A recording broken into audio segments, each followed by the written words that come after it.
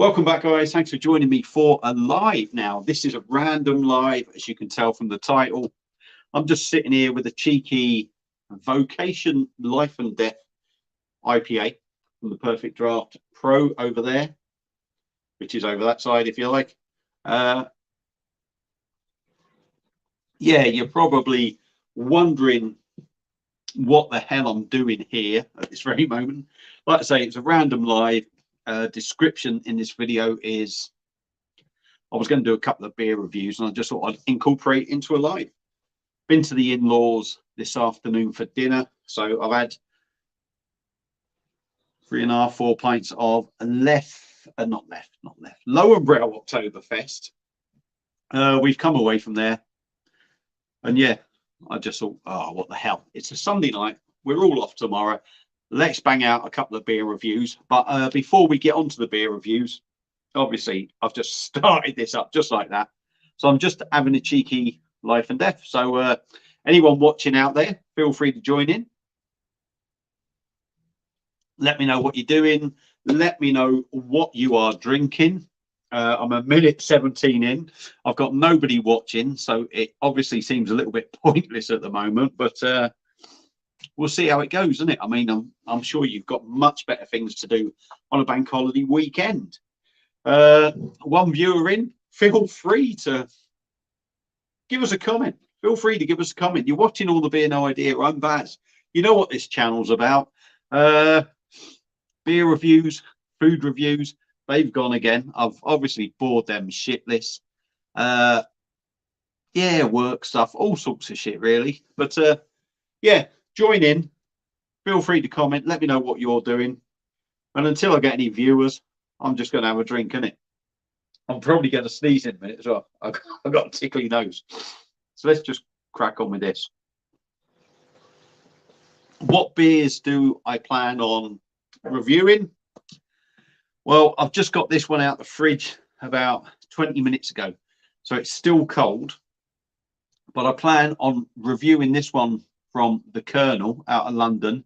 It will be a new one for me to review. I've had one Kernel beer before, but it'll be the first review of one of their beers. I've also got a couple of stubbies sitting in the freezer that I picked a 10-pack up of, or from Lidl's, if you like, or Lidl, Saint Bertin or Saint French lager. So that'll be coming up as well. So there's going to be at least 2 reviews on this live. Don't know how many people are going to watch. Who knows? I don't know. But yeah, like I say, feel free to join in, comment. Let's get going on this one. I know it's totally random. Literally put it up on StreamYard. Let's go for it, and that's it. So none of you are probably even interested, really, are you? But I'll just sit here talking to myself like I do. Hope you've all had a good weekend.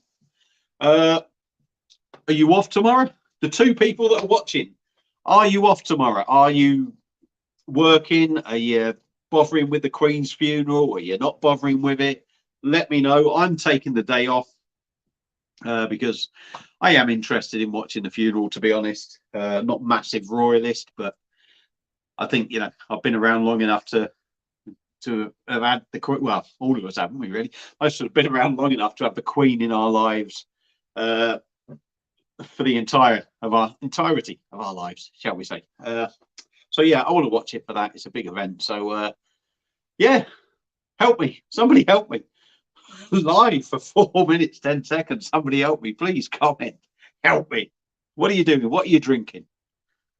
What do you got planned for tomorrow? What have you done all weekend? Just tell me. To try. Here we go. We've got somebody here. Day off, family watching it. Me, neither a royalist, but big respect for Her Majesty. Thank you, Dave. Thank you. I was dying here on my own. I'll tell you what, it was like being, it was hanging there. I was like hanging there in a noose on my own with no help. But yeah, day off. Good man. Yeah, I'm not a big royalist, mate, but I will be watching it. I just think, you know, she's been around for, I don't know how old you are, but no doubt she's been around all your lifetime, obviously. And I'm kind of guessing your age, really, but you've probably seen her in all your life and actually had sort of some kind of interest in it, kind of, if you know what I mean. What I'm trying to say is you're not about 18 that has never taken any notice of the Queen. That's what I'm trying to say. But I'm talking myself into a big hole. Well, enjoy your day off, Dave. No doubt, like I say, you'll probably end up sticking your nose in there, having a bit of a nosy about it. But what have you done all weekend, Dave? Have you had a good weekend? Are you having a good day today? Let me know. Anyone else watching? Dave's in. There's 2 people watching. Can I have 2 people comment to make this a little bit easier for me? Dave's possibly having a few desperados. Yeah, 38. Right. Yeah. Will do, mate. Good man, Dave. Like I was saying, I know I was kind of rambling around things. Obviously, she's been around your age, but you've 38 years. You've probably seen a lot of stuff that's gone on and what have you. Paul Greenwood's in. Evening, Baz lad. Thank you, Paul. Thanks for tuning in. A total random live, like I say. What are you up to, Paul? I'm just having a cheeky life and death from vocation from the Perfect Draft Pro. I've had a couple of beers at the in-laws' house. Well, 3.5 Lowenbrow Oktoberfest, to be honest. With me dinner, as you do. And I just thought I'd do a random live. So I'm drinking that just for now. And then I am going to review that from the Kernel. It's a Dunkle, German-style dark lager. And I've also got a couple of stubbies in the fridge. I bought a 10-pack of stubbies from Lidl's yesterday. Saint Bertin or something like that. 4% French lager. So we're going to have a go at them as well. Excuse me. Do apologise. That'll be the beef dinner coming up. Paul Greenwood, you're on the Lidl Fest beer. Good man. Did you get the beer with the glass, with the big tankard thing? Big stein, did you? Paul, love the Vocation Life and Death. Good Vocation bar in Manchester. Yeah, it's a decent drop. In all honesty, I don't think this glass does it justice, to be fair. Probably needs a slightly different shaped glass to really sort of make it a bit more appealing. But yeah, it's a belting drink. Whereabouts from, Paul? Are you in Manchester, mate? Because I'm not far. I'm only about an hour and a quarter from Manchester. Actually be going up there at the airport in October because I'm off on holiday. Dave's come in. Had a few Lidl Festival, nice drink. Yeah, they're all right, aren't they? To be fair, I've had a few of them. I know there's been certain channels and that slating the Lidl sort of Vice beer and the Fest beer and this, that, and the other. I mean, yeah, they're not the greatest beers, but they ain't a bad, are they? You're not paying a lot of money for them, so and they're drinkable enough, aren't they? So why wouldn't you pick them up? Why wouldn't you pick them up?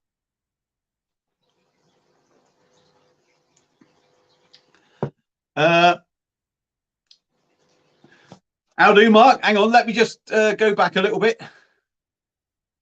I missed Dave's comment. Went watching my local football team, Ashton Athletic, got beat 6-2 by Northwich Victoria. Bottom of the league, but a few beers. Love life and death. Bought a blade instead, much cheaper than PD. Funny enough, I've got a blade as well. No doubt you can see that, Dave. You can see that. There we are. 6-2 defeat. Ooh, nasty, nasty. I expect your team feel like Leicester City at the moment then, because they lost 6-2 yesterday and Leicester are bottom of the league, aren't they? But don't worry, it will pick up for you, Dave. It will pick up. Sheffield United fan, trust me, I've seen no end of bad seasons. I've been on the wrong end of defeats. I know what it's like. It's shit, but you won't stop supporting them. And as long as you've got a beer in your hand, you'll be all right. You'll be all right. Mark the Pondering Man, blimey, just seen you doing a live. What are you drinking, Baz? Yes, it's a rather random live, Mark. It's got to be said. I've just come home from the in-laws. I was going to do a couple of beer reviews. I thought, sod it. The missus has gone to bingo. Let's go live. I'm going to bang a couple of beer reviews out while I'm here. I don't know how long I'm going to be on. I might only be on an hour. I don't know. That's probably all you'll want to see of me. But at the moment, Mark, I'm drinking Life and Death from Vocation from the Perfect Draft. What are you on, Mark, if you're having a beer? Dave, some shockers in there. Oh, cheap, but it's cheap enough. Yeah. I think with all these machines, there's you're going to have some beers in there that aren't your cup of tea. You're going to have beers that are shit because we have to, the world is a big place. There's a lot of people to please with beers. Not everyone wants the same beer. So,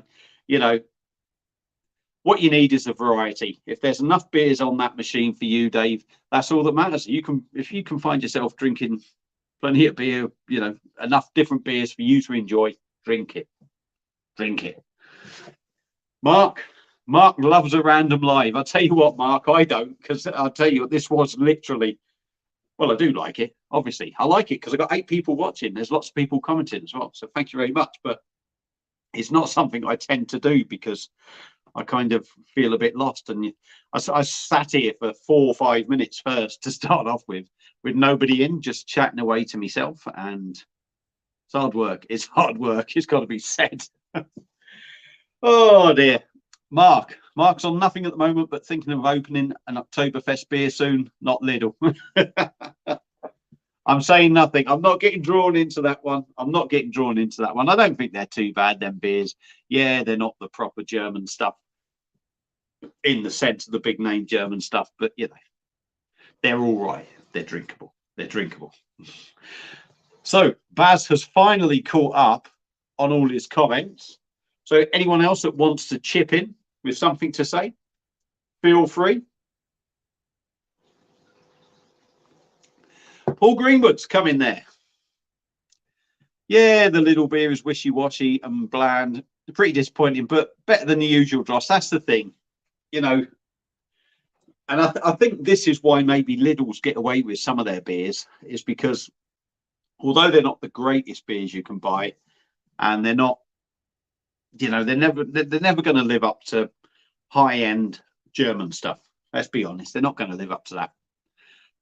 But they do still end up being better than some of the usual crap. I mean, look at Perlenbacher. I know it's not a fest beer or anything, but Perlenbacher, it's a much better lager than you can pick up in most places. So, take it for what it is. Christ, we got loads of comments coming up now. Bear with me. That's me beef dinner coming up again. What about Inches Cider having a few?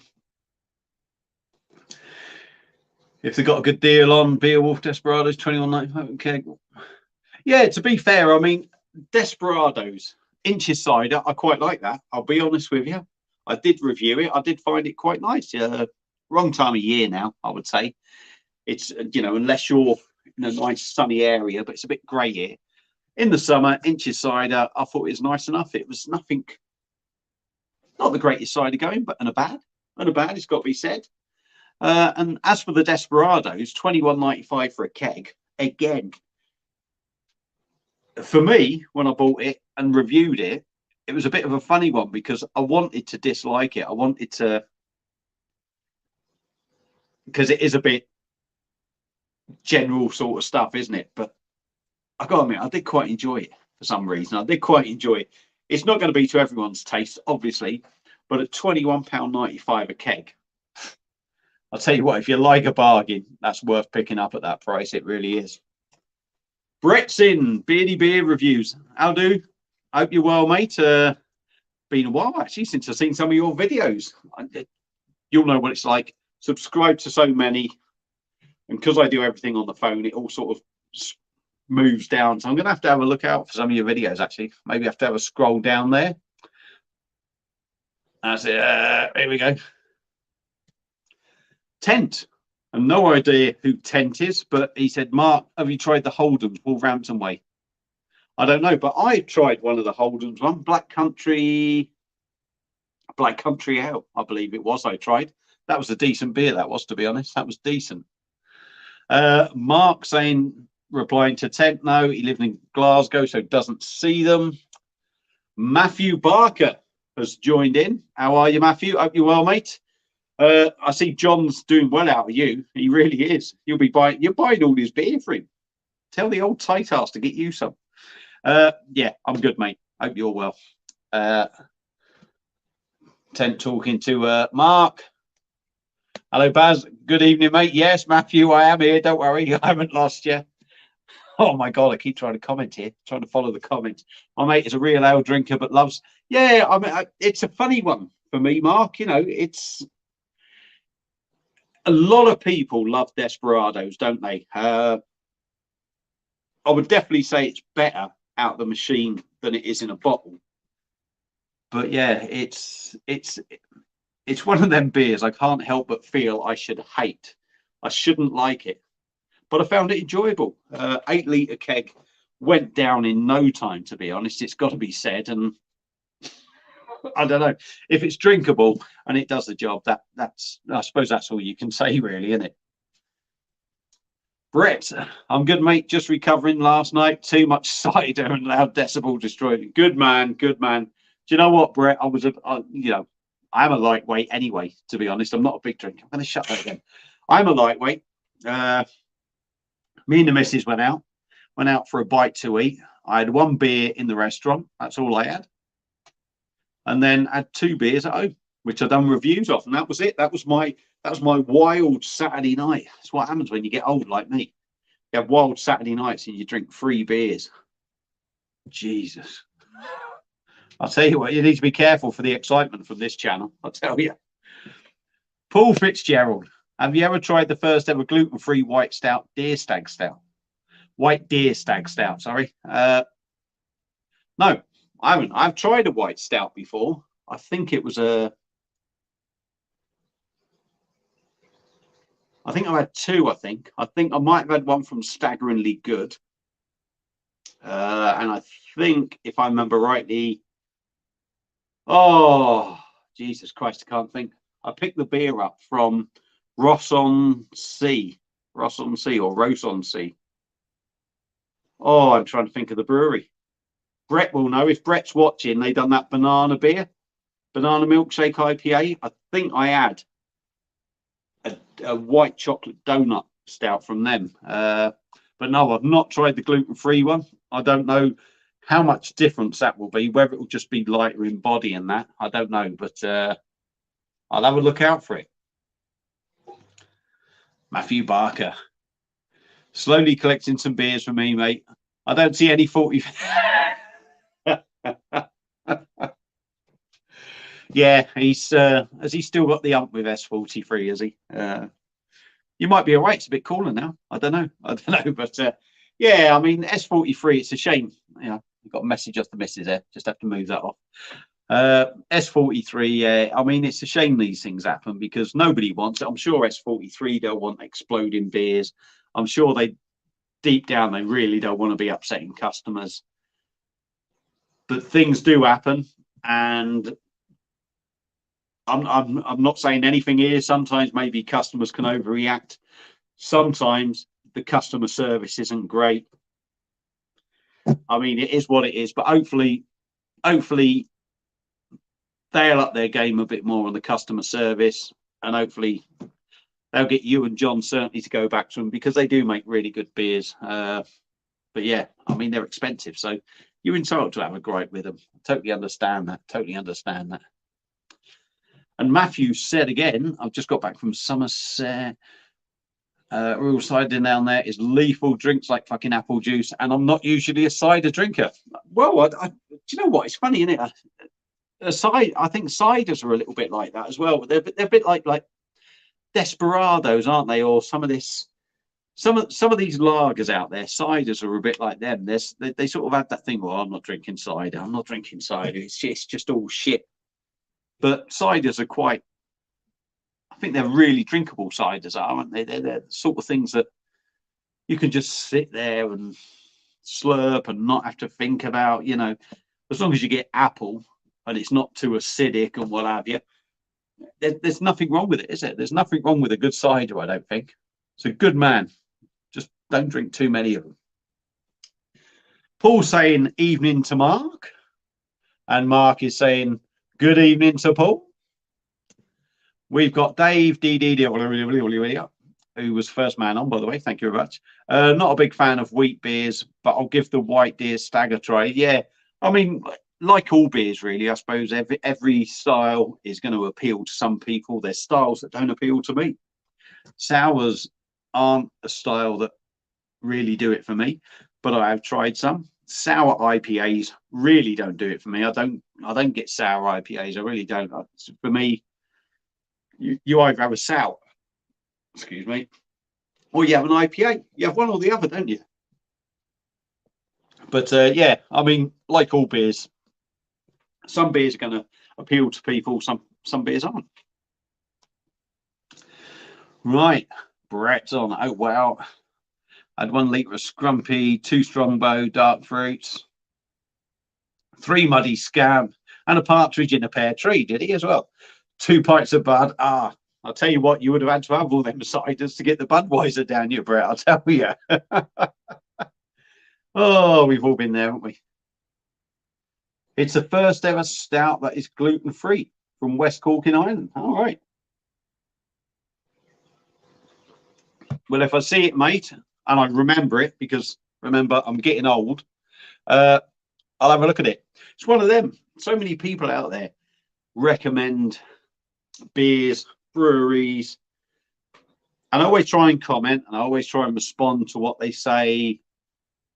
And then I wouldn't say it disappears out the head, but it goes out the front of the head. It goes out the front of the head, and then all of a sudden I'll be ordering beer or something, and then I'll see that certain beer that someone's mentioned. It'd be like, oh. So I don't forget. It's just sometimes I just need reminding from online shops, to be honest. Right, we got 14 in. Don't forget to like. Don't forget to like. Give me up to 500 likes. You know, a little bit of sarcasm there, just for a laugh. Matthew Barker. I picked some beers up from Left-Handed Giant, New Bristol Brewery, Gloucester Brewery, Cheddar Ales, and Daya. All right, okay. Left-handed, I've had a couple of theirs. Don't really have any problem with them. Drinking a mild of theirs, actually. Left-handed Giant Dark Mild last weekend, as it happened. Very nice as well. So if you like a dark beer, give that a try. New Bristol, I had my first beer last week, I think it was, Mellow Yellow IPA. Gloucester Brewery, I've never heard of them, so that's quite good to hear about that. Cheddar Ales, I think I've heard the name, but I know nothing about them. And Daya, everyone knows about Daya. I hope your Daya beer is better than mine. I hope you enjoy your Daya beer. Well, I don't hope you enjoy your Daya beer better than mine, because it'll make my review look a bit of a mockery, wouldn't it? But yeah. Beardy Beer, Brett, yes. John Peel, dude, where's my donut? Yes, I'm certain I had both of them. I'm certain I had both of them. I got the banana one, and I think I got the donut one. You're right there, mate. I was a bit disappointed with the John Peel one, if I remember rightly. I was expecting it to be a bit more, maybe banana-y, maybe a bit more heavier. I don't know, but yeah. Kenny Joe, nice to see you, mate. How are you, pal? Kenny's in the house. Nice to see you. Been a long time as well. Been a long time. It's been a long time since I've done a live. Can't remember the last time I've done a live, to be honest. Mark, S43 Exploding Beers. What did I miss? Come on, Mark. You must have seen this. You must have seen this. Of course you have. You've seen it. Or you've just taken the mic, or I don't know. But about 2 months ago, I think it was, about July time, John and Matthew, and I think actually a bottle shop had issues with some of S43 beers exploding. It was at the time we was having a lot of hot weather, whether it was hot enough to affect anything, canning issues, whatever. But they had issues, put it that way. They had issues with beers going a little bit wild. So I'm not going to sit there and and try and criticize people for what they feel they had or didn't, you know. But yeah, they're a good brewery. They do good beers. So Matthew, I think JB has still got the ump from S43, mate. Was such a huge essay. They Yeah, well, again, it's one of them, isn't it? You're the customer, you're the consumer, you're the one spending your money. You're entitled to have an opinion. Let me just dive in, have a bit more of this. You're entitled to have an opinion, aren't you? You're entitled to moan about your beers if they're not quite right. They just have to deal with it, don't they? Hopefully, you just hope all that happens is it works out well for everyone. So, hopefully, as a consumer, you just want a fair deal on your beer. As a brewery, I suppose they don't want too much bad publicity, and and it works both ways. You've both got to help each other in that sort of situation, haven't you? Beardy beer reviews. Matthew, some cider's deadly. Some drink like apple juice. And then you said it does, yeah, it does. That's the problem with ciders. They drink so easy. And, we know it's not unusual to find a cider 6, 7, 8%, is it? So when you're just chucking them down your neck, yeah.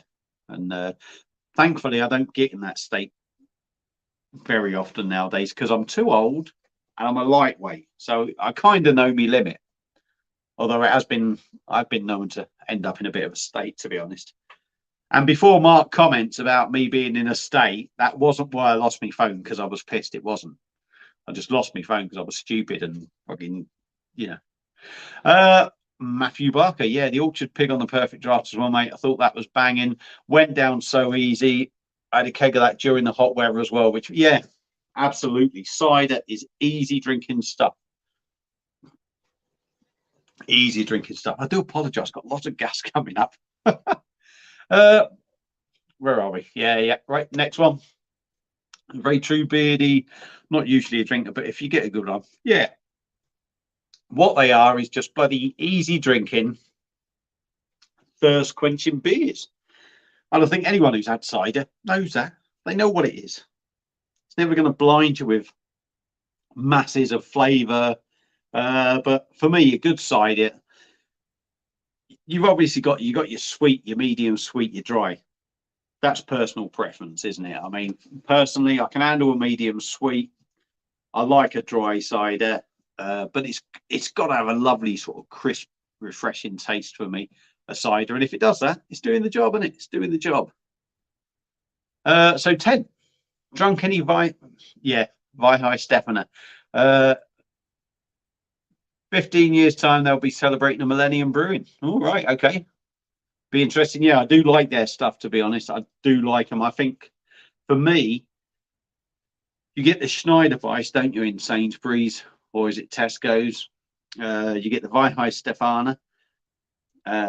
That's in Sainsbury's. And you get the Franz's Scanner. You don't get a massive Erdinger as well you can pick up. But for me, the old Stefana is the best. It's one of the best wheat beers out there that I've had personally. But yes, for me, it's definitely the best supermarket wheat beer, without a doubt, I think. I need to try a few more of theirs as well, because I've only had their basic wheat beer. So yeah, I do need to try some more. Brett, the bud was really cold and went down a treat when you worked up a sweat. And yeah, I can't knock that, Brett.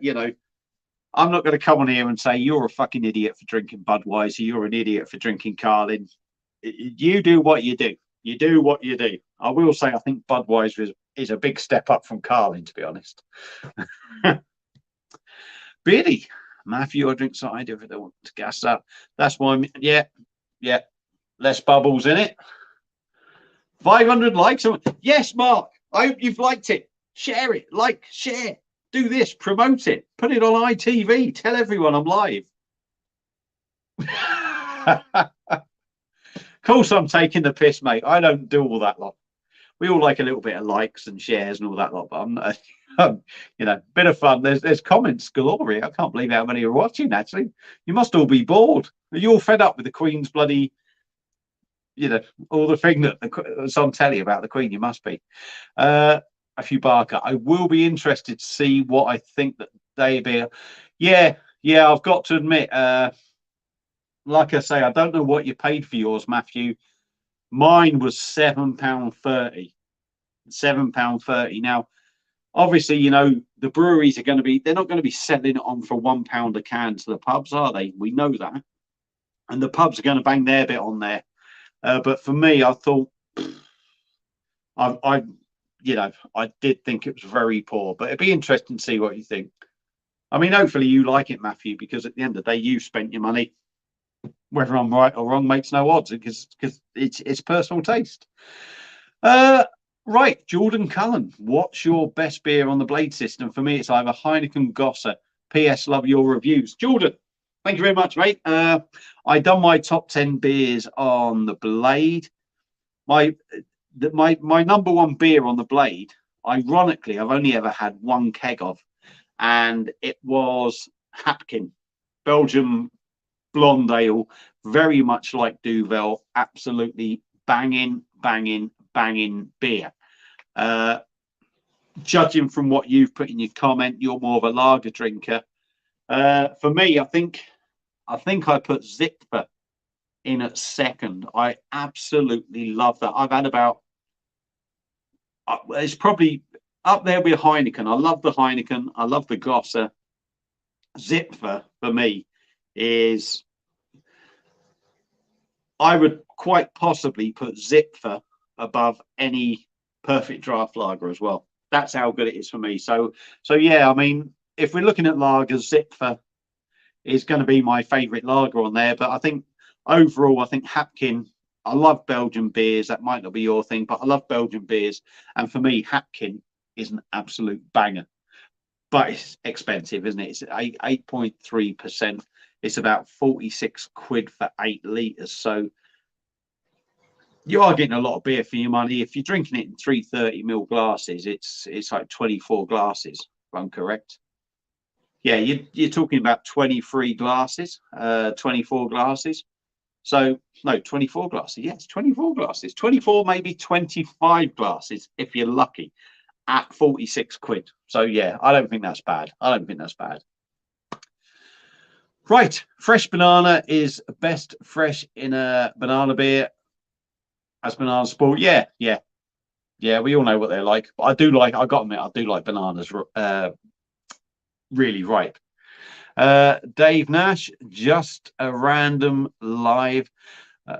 Just a random. Love the banana bread beer. Had it on holiday in Norfolk Broads on a boat. Great drop. I got to admit, Dave, I used to be a big fan of the banana bread beer. Used to be. To me, and we're going back quite a few years now. I mean, if we said 7-8 years, when I used to like all that stuff massively, I used to think it's really nice. Used to be a big, strong banana taste. And then I'd say about five years ago, I think it was my daughter that got me some banana bread beer, and it changed. It wasn't. It was then under Eagle Brewery, I think it was. And for me, it wasn't there. That banana taste, it was there, but not enough for me. It had changed. So I think when you've had a beer that has been better in the past, it's hard to appreciate maybe what it is now. So if you like it, that's great. If you like it, get it down. Yeah, I love banana. It's about the only fruit I really like, to be honest. So anything with banana in, I may be a bit more critical if it doesn't live up to what I like. But if you like it, why not? Daddy's in. Sofa King Drunk 66. Excuse me. My tea is repeating on me. How are you, Danny, mate? We'll sort out a live sometime as well. I hope you had a good day yesterday as well. Drinking lots of beer. Anyone that hasn't subbed to Sofa King Drunk, as well as Mark the Pondering Man, give them some love. Subscribe to them. Even if you don't subscribe to them, go and have a watch of their videos. Mark does a lot of pondering, as he does, and Sofa King Drunk does a lot of drinking. So yeah, right, Mark. All right, I don't remember that. Cheers for all the info, brews of the canning issue from time to time. Yeah, I mean, you know, like I say, I'm not going to say anyone else is wrong. We were having hot weather at the time. Maybe they should be used to it. I think there could have been a canning issue. I'm not sure if the shop was keeping their cans in the fridge at the time as well, which maybe isn't going to help, but it is what it is. Things have been said. JB's had a chat with S43. S43's had a chat with JB, and Matthew's probably messaged him as well. But things have gone on. But hopefully, all things are going to work out for everyone, because we don't want any of that stuff, do we? You know, we don't want to be killing breweries, but we don't want breweries to be shitting on the customer. Right, Matthew, very highly rate New Bristol Brewery. I haven't had a massive amount from them. I popped into the brewery and the owner came and chatted to me. Fantastic bloke, great service and passionate. Yeah, I'll tell you what, we'll do this thing again. It's probably going to be too light, but yeah, I go down to my local Stonehouse brewery, and it's great to talk to them because they're passionate about it. For me, who enjoys talking about beer and what have you, it's nice. It's nice. Yeah, I think most people are down to earth, and they in breweries. I think, especially when they're smaller breweries as well, they kind of appreciate the custom and the feedback from everyone. So that's good. Dave Nash. And a nice cider, Lily Cider in the Central Bar in Wigan. Well worth a visit for different real ales. Have a couple of festivals in there. Well, it's good. I've heard of the Lily Cider, never had it. Festivals, obviously, Wigan is what, a good hour and a half from where I live. But we have a few festivals around where I am. They do different bits and that. So I like going around trying all the real ales, because why wouldn't you? What's wrong with different beer? What's wrong with different beer? We all love that. Matthew Barker, the owner, I could see had been busy at work. He showed me what they had been canning and say, yeah, that's good. That's good, mate. That's really good, because I sometimes think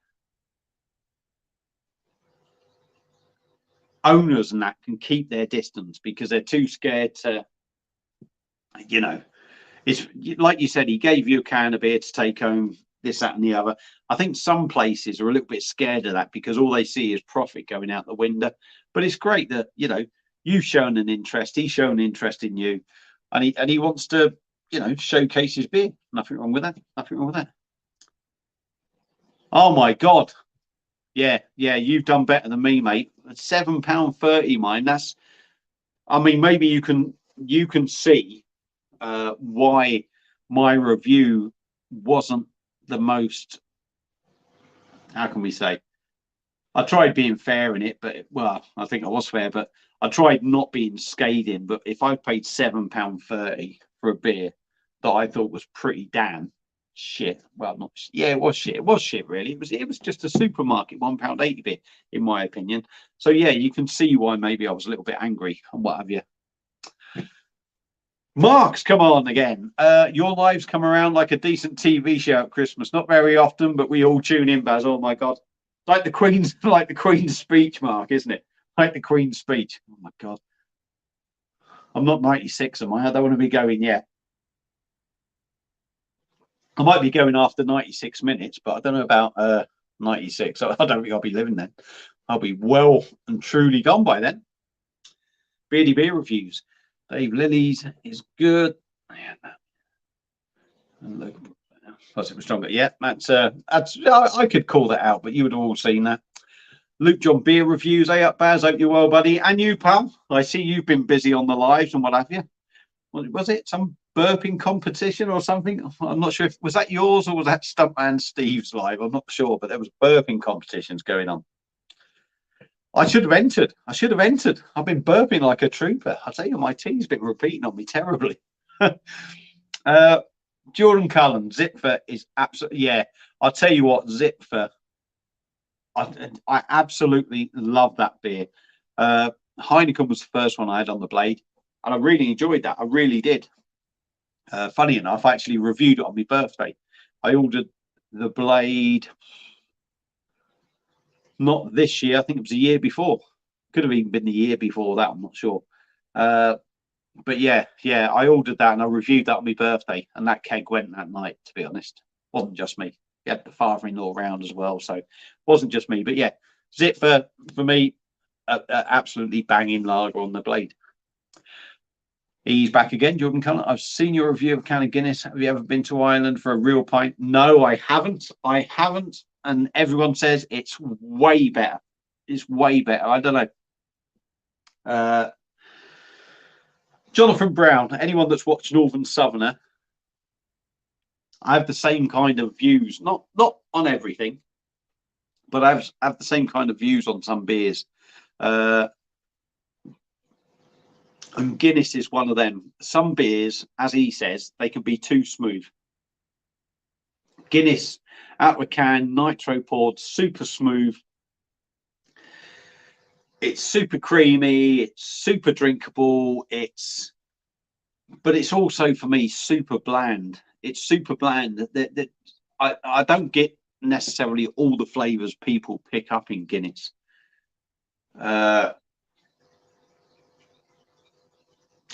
And to me, it's almost brewed to be extra cold now, which I don't think helps that style of beer. I don't think it's a style of beer that needs to be extra cold. I think it's so clean and smooth. There's no rough edges on it. It's taken any character away from the beer. But I mean, I'm not going to deny I used to drink Guinness years ago, and I suppose at a time when I never really thought about beer. And I suppose it's the same for a lot of people. You know, you go out on the piss, you don't think about beer. You don't want to be thinking about beer. It depends what you're going out for. If you're going out for a good old session, it's different. But also Guinness has dropped from 5% down to 4.1. So I think you do lose a lot of that as well. But yeah, I mean, like I said, I've never been to Ireland at all. So if I ever do, I do need to go to Dublin, I'm guessing, and try a proper pint. It's like anywhere, isn't it? I mean, you go, I don't know, Star of Pram, for instance. Star of Pram over here in a bottle is absolutely dog shit. Nothing like what you buy in Prague. I've been to the Star of Pram Brewery, absolutely banging drink, look nothing alike. Get it over here, it's a different kettle of fish. Is what it is, isn't it? Mark said, cheers, Baz. Fucking stupid, Mark. Don't be daft, mate. Don't be daft. I try and, you know, anyone who's got a channel, I'll give them a quick shout out. Fucking hell. Matthew Barker, too many breweries, Baz, who set up just to cash in on the beer boom, like my local brewery joint owners, employing brewers to make the beer. Yeah, and I think that's the downside to craft beer. Years ago, that's, you know, I suppose craft beer has been going a lot longer than I've been drinking it, and I can only, in my opinion, beer years ago that you were paying sort of, I don't know, if you were paying £4 for a can of beer sort of 8-9 years ago, you were getting something that probably these days is going to be going for a tenner. I think now the craft beer world is so diluted, and it comes through really in beers, doesn't it? I think it comes through in the beers. It's so sort of diluted, but yeah, you know, the word craft beer has just probably killed a lot of craft beer, to be honest. And I think, I don't want to be harsh, but a lot of supermarket beers for me have gone down that diluted route. You know, they're using the name to sell beer rather than actually produce some really quality beer. There is really good quality beer out there, and there's some good supermarket craft beers, but yeah, it's all a big cashing in thing, I think. Matthew Barker. What I've noticed about Dayabaz Direct, I don't think they are too bad on price wise, but in bottle shops, it doesn't matter what they can. They're all jacked up. Yeah, and again, yeah, it's you know, I don't know. You know, I do think Daya, personally, from my experience, they have done, that one was awful. I'm not going to say it was awful, but there was just no way it was worth £7.30. Now, even at £4.50 for me, it's still not worth anywhere near £4.50, that beer, personally. But yeah, I mean, I do think they are very much overrated, to be honest. You know, from what I've had, they do some good beers, but I do think that they are overrated. James Godden. We are going to do some beer reviews, by the way. That was the plan. Before we get to James, it was a random live with a couple of beer reviews coming up. So let me just knock his comment off, because all I can see is that comment. I am currently still drinking the same Vocation Life and Death. I'm getting to the end of it. What I have got coming up, and I will need to take a pee break in a minute, but if I tell you now, you won't disappear, hopefully. But what we have got coming up is a beer from a brewery that I've had one from before, from tap. Never reviewed nothing, and it's out of London. And we've got one from the Kernel, and this is their Dunkle dark lager, coming in at 4.4%. So I'm going to review that, and quickly, I'm going to just quickly tell you, then I'm going to have to disappear as well. I've got a couple of stubbies. I bought a box of 10 stubbies from Lidl's Saint Bertin. It's a French lager coming in at 4%. They're currently in the freezer, which I am definitely going to have to bloody go in there and get out now, because they may well be frozen. But if not, the ones in the fridge should be cold. So bear with me for 2 seconds. I'll come back to James's comment, and then we'll crack on. So stay there, stay there.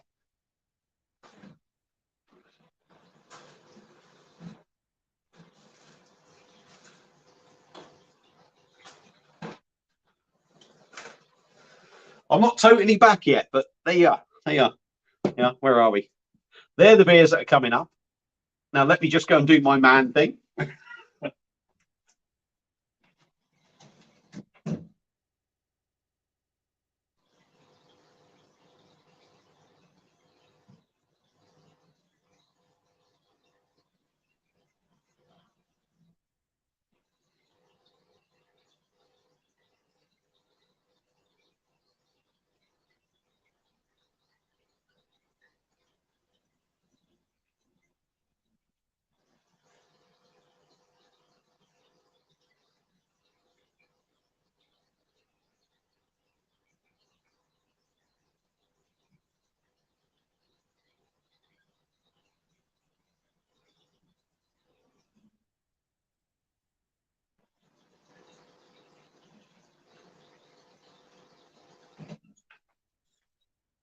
Oh, right. We are back. We are back. I do apologise. We all need a pee break. That's the problem when you are live on your own.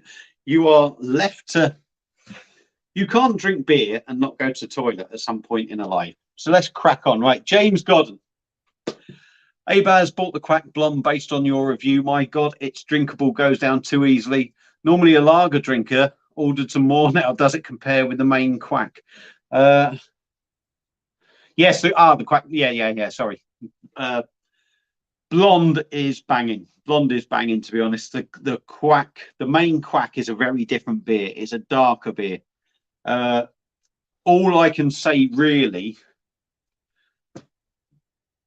the darker Quack is a totally different beer to the Blonde, right? But if you do like darker beers, if you like maybe a darker ale, you will love the Quack. I think and it's 8.4%, so it's another percent stronger. But yeah, it's a really good drink. Boozy? No, I don't think so. I don't think you get that 8.4%, but it's a lovely winter drink. So I would certainly recommend giving it a go, because it's a decent beer. Ask anyone who's had Quack, they know it's a good beer. Right, Mark. Yeah. I'm not going to read out every single comment. I don't need to. Blah, blah, blah, blah, blah, blah, blah. Yes, I mean, not being rude, Matthew Parker. Mark the Pondering Man, I hate extra cold Guinness. Why we get that, I don't know. No, you don't have a dark beer extra cold, do you? I mean, for me, I think the extra cold thing, the only reason I can think of the extra cold thing is it makes it more drinkable. It gives for me, I think when a beer's colder, it drinks lighter. That's my opinion. That's my opinion. I think when a beer's colder, it drinks lighter. It goes down easier. Maybe that's why they're doing the extra cold Guinness. So more people go out and drink 15 pints of it. More money is made and everyone's happy. Apart from the lads that have been drinking 15 pints of Guinness, they go home and the missus has to clean the sick up. Trust me, I've been there. Right, Matthew, I wonder if the myth is true. Guinness tastes way better in Ireland. All the Guinness you get here is brewed in Dublin. So I've always doubted that myth. But I'd like, yeah, to be honest, Matthew, like I've just said, I've commented on Mark's video. I just think over here, all we get is the draft Guinness. We get the extra cold Guinness. It's always extra fucking cold. What the? You don't want, yeah, I don't know. For me, you don't want dark beers. You don't want extra cold. It just bitters. The only things that should be cold, really, I think, lagers, pilsners, Hellstar, sours, even Weiss beers. You know, you don't want them extra cold. But I think a Weizen for me, 3-4 degrees, isn't a bad thing. Finally finished off the life and death. David Thompson, evening Baz, evening Dave, hope you're well, mate. He's always about no extra cold in Ireland. Jordan Cullen, a good pint of Guinness and it's beautiful. You need to come. Beasley Bar, is it? Or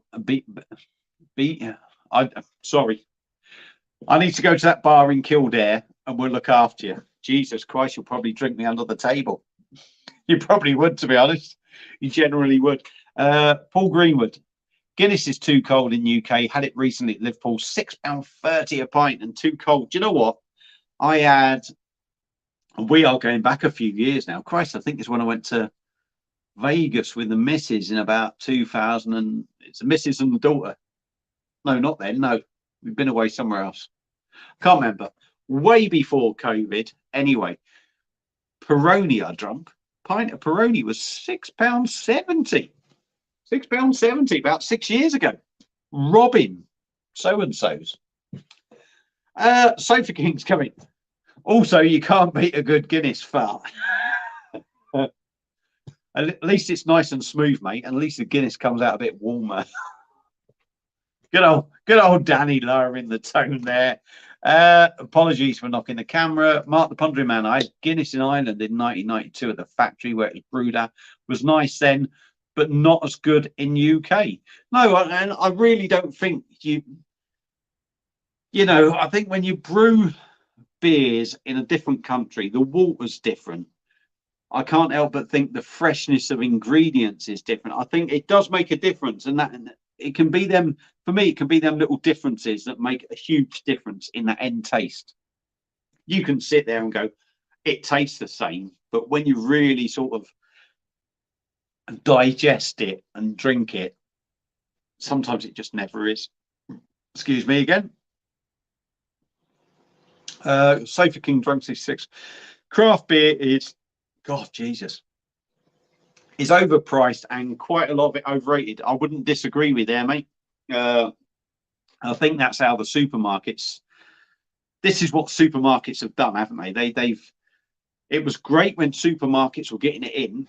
I would say when I sort of started getting into craft beer, supermarkets were just coming popular to getting it in. And for me, I think there was a lot better craft beer going back a few years than there is now in supermarkets. I think now it's very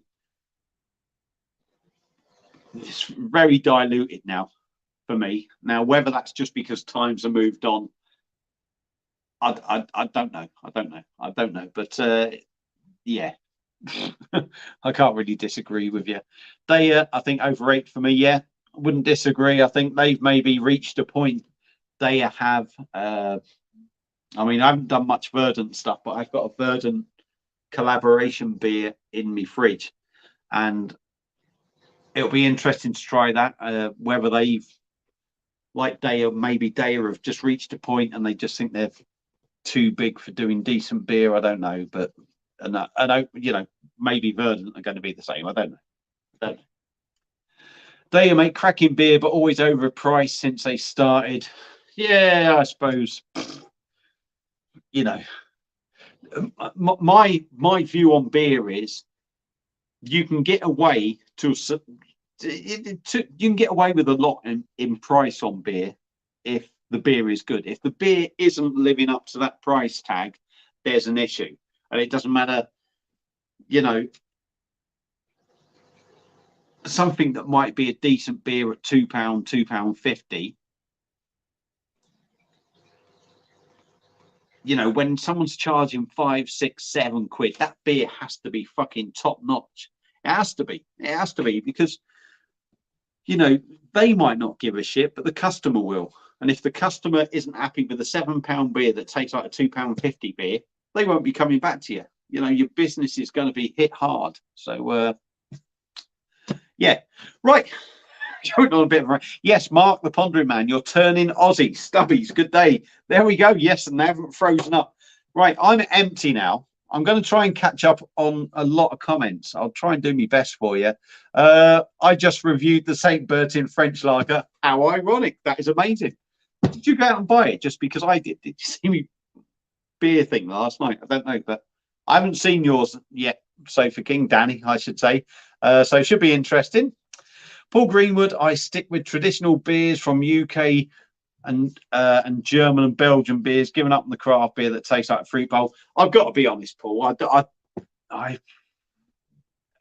get what you're saying. Traditional UK beers are good. Real ales are good. People knock them, and I'll tell you what, it's not until I've sort of gone to craft beer that I actually appreciate real ales. And it's not that they're bad, they're just different. German beers, you can't go wrong. Belgian beers, you can't go wrong. And to be honest, I've had a lot of Czech beers. You can't go wrong there. But I do love a good fruit bowl. I've got to be honest. I love a double IPA. Pine, fruity, smooth, drinkable.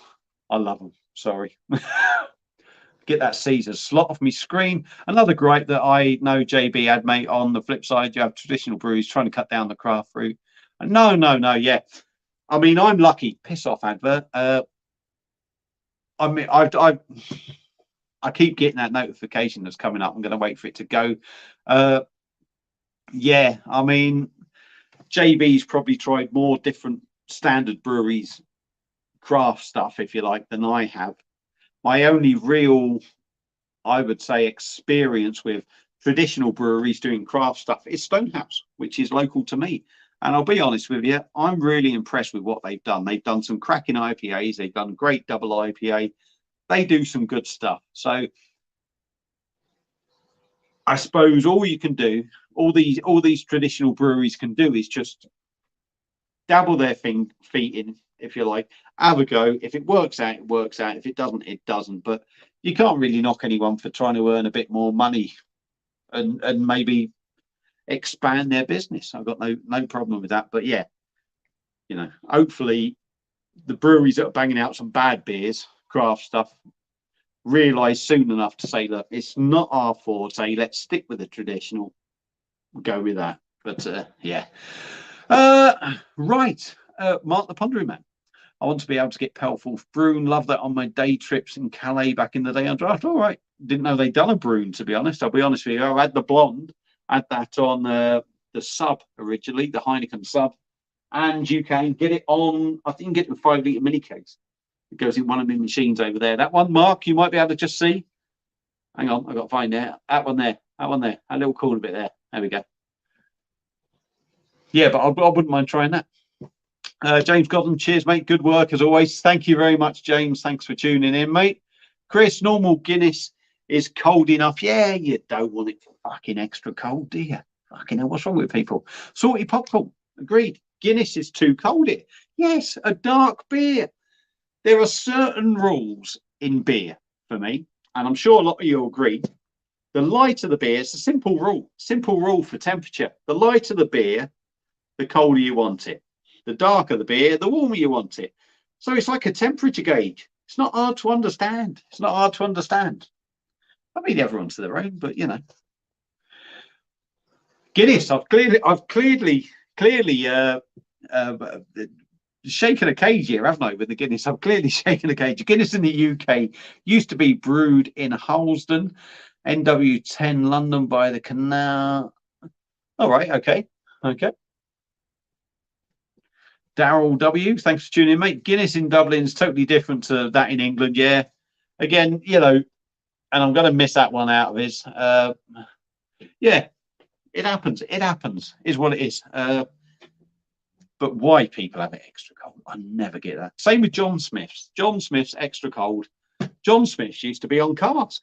Why the fuck do you want it extra cold? You don't. You don't want it extra cold. I mean, now I wouldn't have it bloody cold, warm, or fucking out of a slipper, to be honest. But that's besides the point.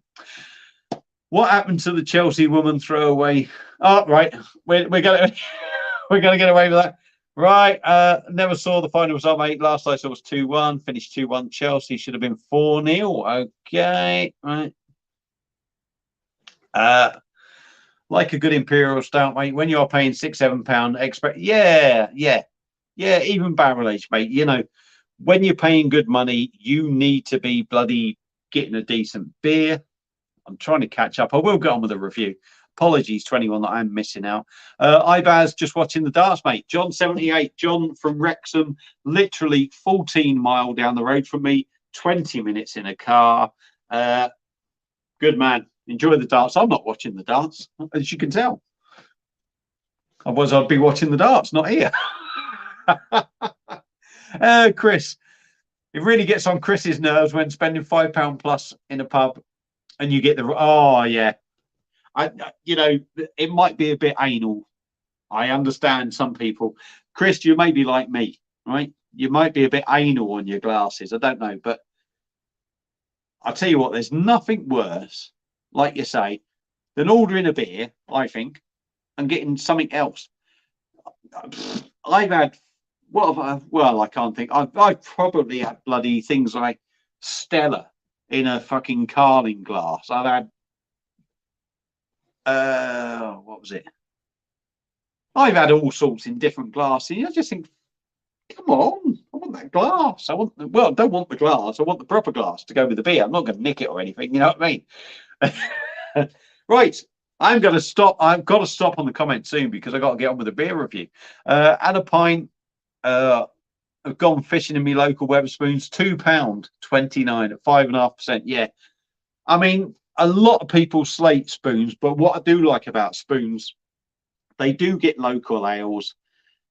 Yes, they're near their sell-by date beer, if you like, but they have a good selection and the prices are good. And I've tried some new stuff in spoons, so you know, as much as everyone wants to slate them at times, they're not a completely bad thing. And at the end of the day, they own a lot of places, they employ a lot of people. I'm not going to get into the COVID thing. Let's not get into that.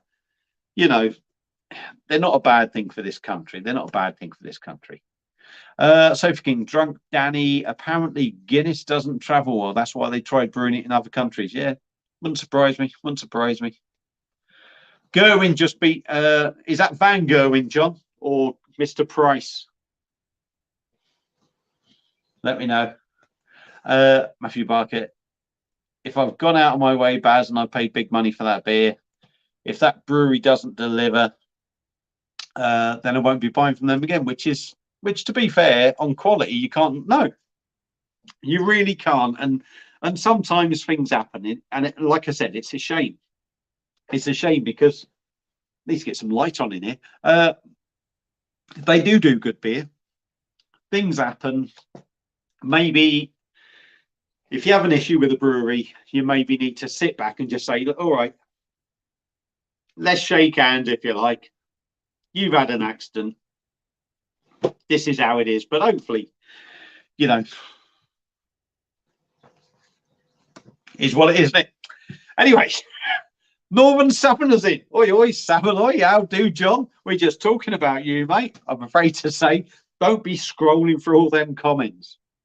I've been slating you all night. Matthew saying, hello, JB. Red Devil. Red Devil. It's been a long time since I've heard from you, mate. How do, Baz? I've been drinking the Ainsty Assassin Stout from Ainsty Ales. £25 for 10 litres. That's a good price. That is a really good price.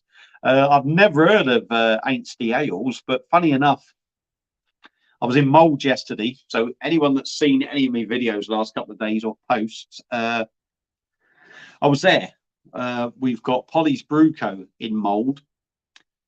There's also Havard Brewing Co., which I picked some beers up, which yesterday, they're not there now. They're in the fridge now. They're in the kitchen now.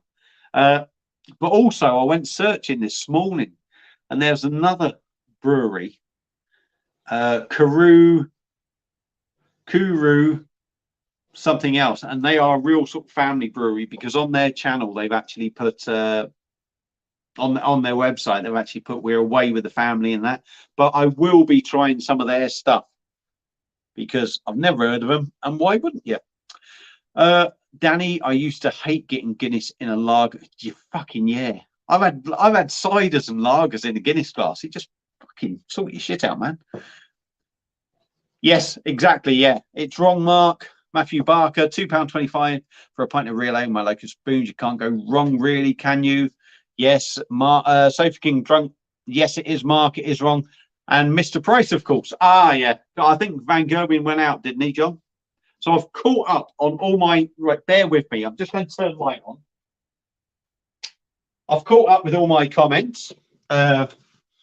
So we are finally going to do a beer review. Is that a bit bright? Is that a bit bright? I do apologise if it's a bit bright. Nearly everyone's pissed off now. They've all come back. So let's get on. I'll tell you what I'm going to do. I'm going to save that. I'm going to save that until after. So what we're going to look at now, T-Rex beer reviews. Cheers, everyone. Thank you, T-Rex. Thanks for tuning in. No, you haven't caught up, Bazza. No, you're being a twat because that's what you do, John, isn't it? Because you love doing that to me, you horrible man. I'm going to get behind on the comments now. Fuck you. Excuse my French. Right, let me find a beer glass. I need a beer glass. I've got lots of beer glasses, but I need to find one. But what we are going to crack open and have a look at now, I'm going to take the comment off if that's okay with all of you. We are going to take a look at Saint Bertin. It's a French lager. It's coming in a 250ml bottle, so that is why I'm going to do two of them. It's coming in at 4% ABV, £3.85 for 10 from Lidl's. So give Basil a second to pick a beer glass.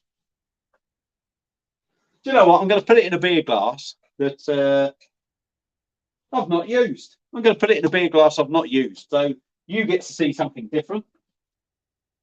It's a French beer, but we are using an Austrian beer glass, and we have a Gosse Austrian beer glass. So beautiful glass. Very nice indeed. So yeah, let's get cracking with this beer review, because that's what you've all come to fed up with John. He's doing my head in. Cheeky little sod. Let's crack on with this beer review. Plain white bottle cap. I love that label, actually. I've got to be honest. I do like a nice label. The beer's got to be presented well, won't it? The beer, you know, ultimately the beer is the big thing. But if you can't present a beer well, and for me, that label presents this well. That looks nice. You got no chance. Let's get these cracked open, get them into a glass, and tell you what I think of this French lager. That's only half of it. Let's get the other half in there. I'm going to try and do a JB pour now. Jonathan Brown, Northern Southerner. Check Jonathan out, by the way. Anyone on here that is not subscribed to Jonathan Brown, Northern Southerner Beer Reviews, is mental. The bloke is a lovely guy. Again with Mark. Give Mark some support. Give Danny from Sofa King Drunk some support. All good, guys. There we go. Looks like it's a little bit dirty. I don't think I've used the glass since I bought it, actually. I don't think I've actually had a keg of Gosse. So the light could be changing it. It's straw in colour. It looks a bit more sort of amber on the screen. There's the gentle stream of carbonation going up the middle. Just about a finger of whitehead on top. Now, these sort of beers will either be good or they'll be shocking. And as I've said many a time before, I'm not a big fan of French beers. So let's dive in on the nose, see what we get.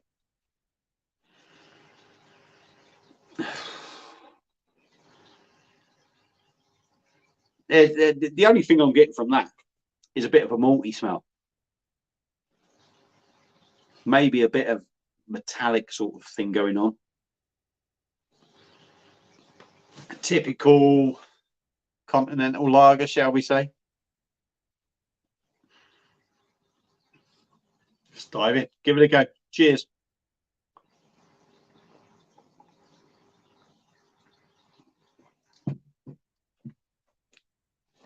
Let's put it this way. That's different to Life and Death IPA. So it's a big change in the taste. So I'm going to, I'll be honest with you, that wasn't the most welcoming taste, but we'll go in again. Let's try and get that palate adjusted. Try and give this a fair go, shall we?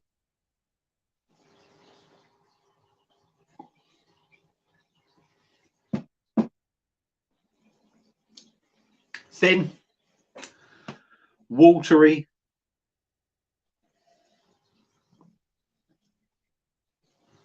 That is major thin, a major watery. Maybe one of them beers that's been brewed at about something like 7-8% and been thinned and watered down. And the funny thing is, when you know, it's a lager, it needs to be cold. It needs to be looking at sort of like 3 degrees, doesn't it? It's got to be cold. And I think when you chill a lager down, if there is any wateriness in there, it stands out like a sore thumb when it's cold.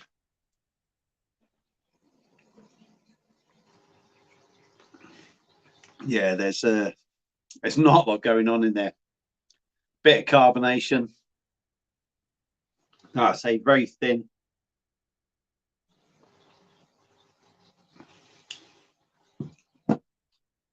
Mouthfeel, very thin body, bit of carbonation. The mouthfeel feels thin and light and watery. Taste wise in there, not a fucking lot, to be honest.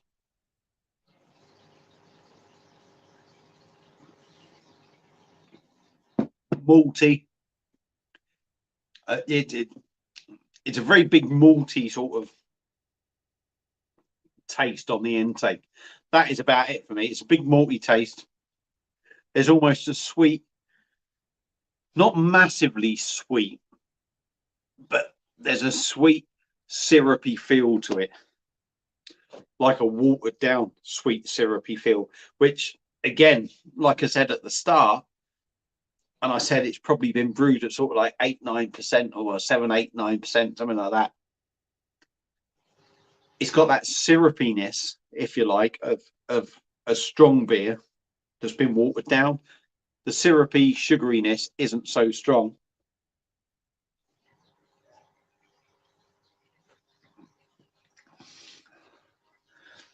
It's not a particularly pleasant beer. I think there may be some little bit of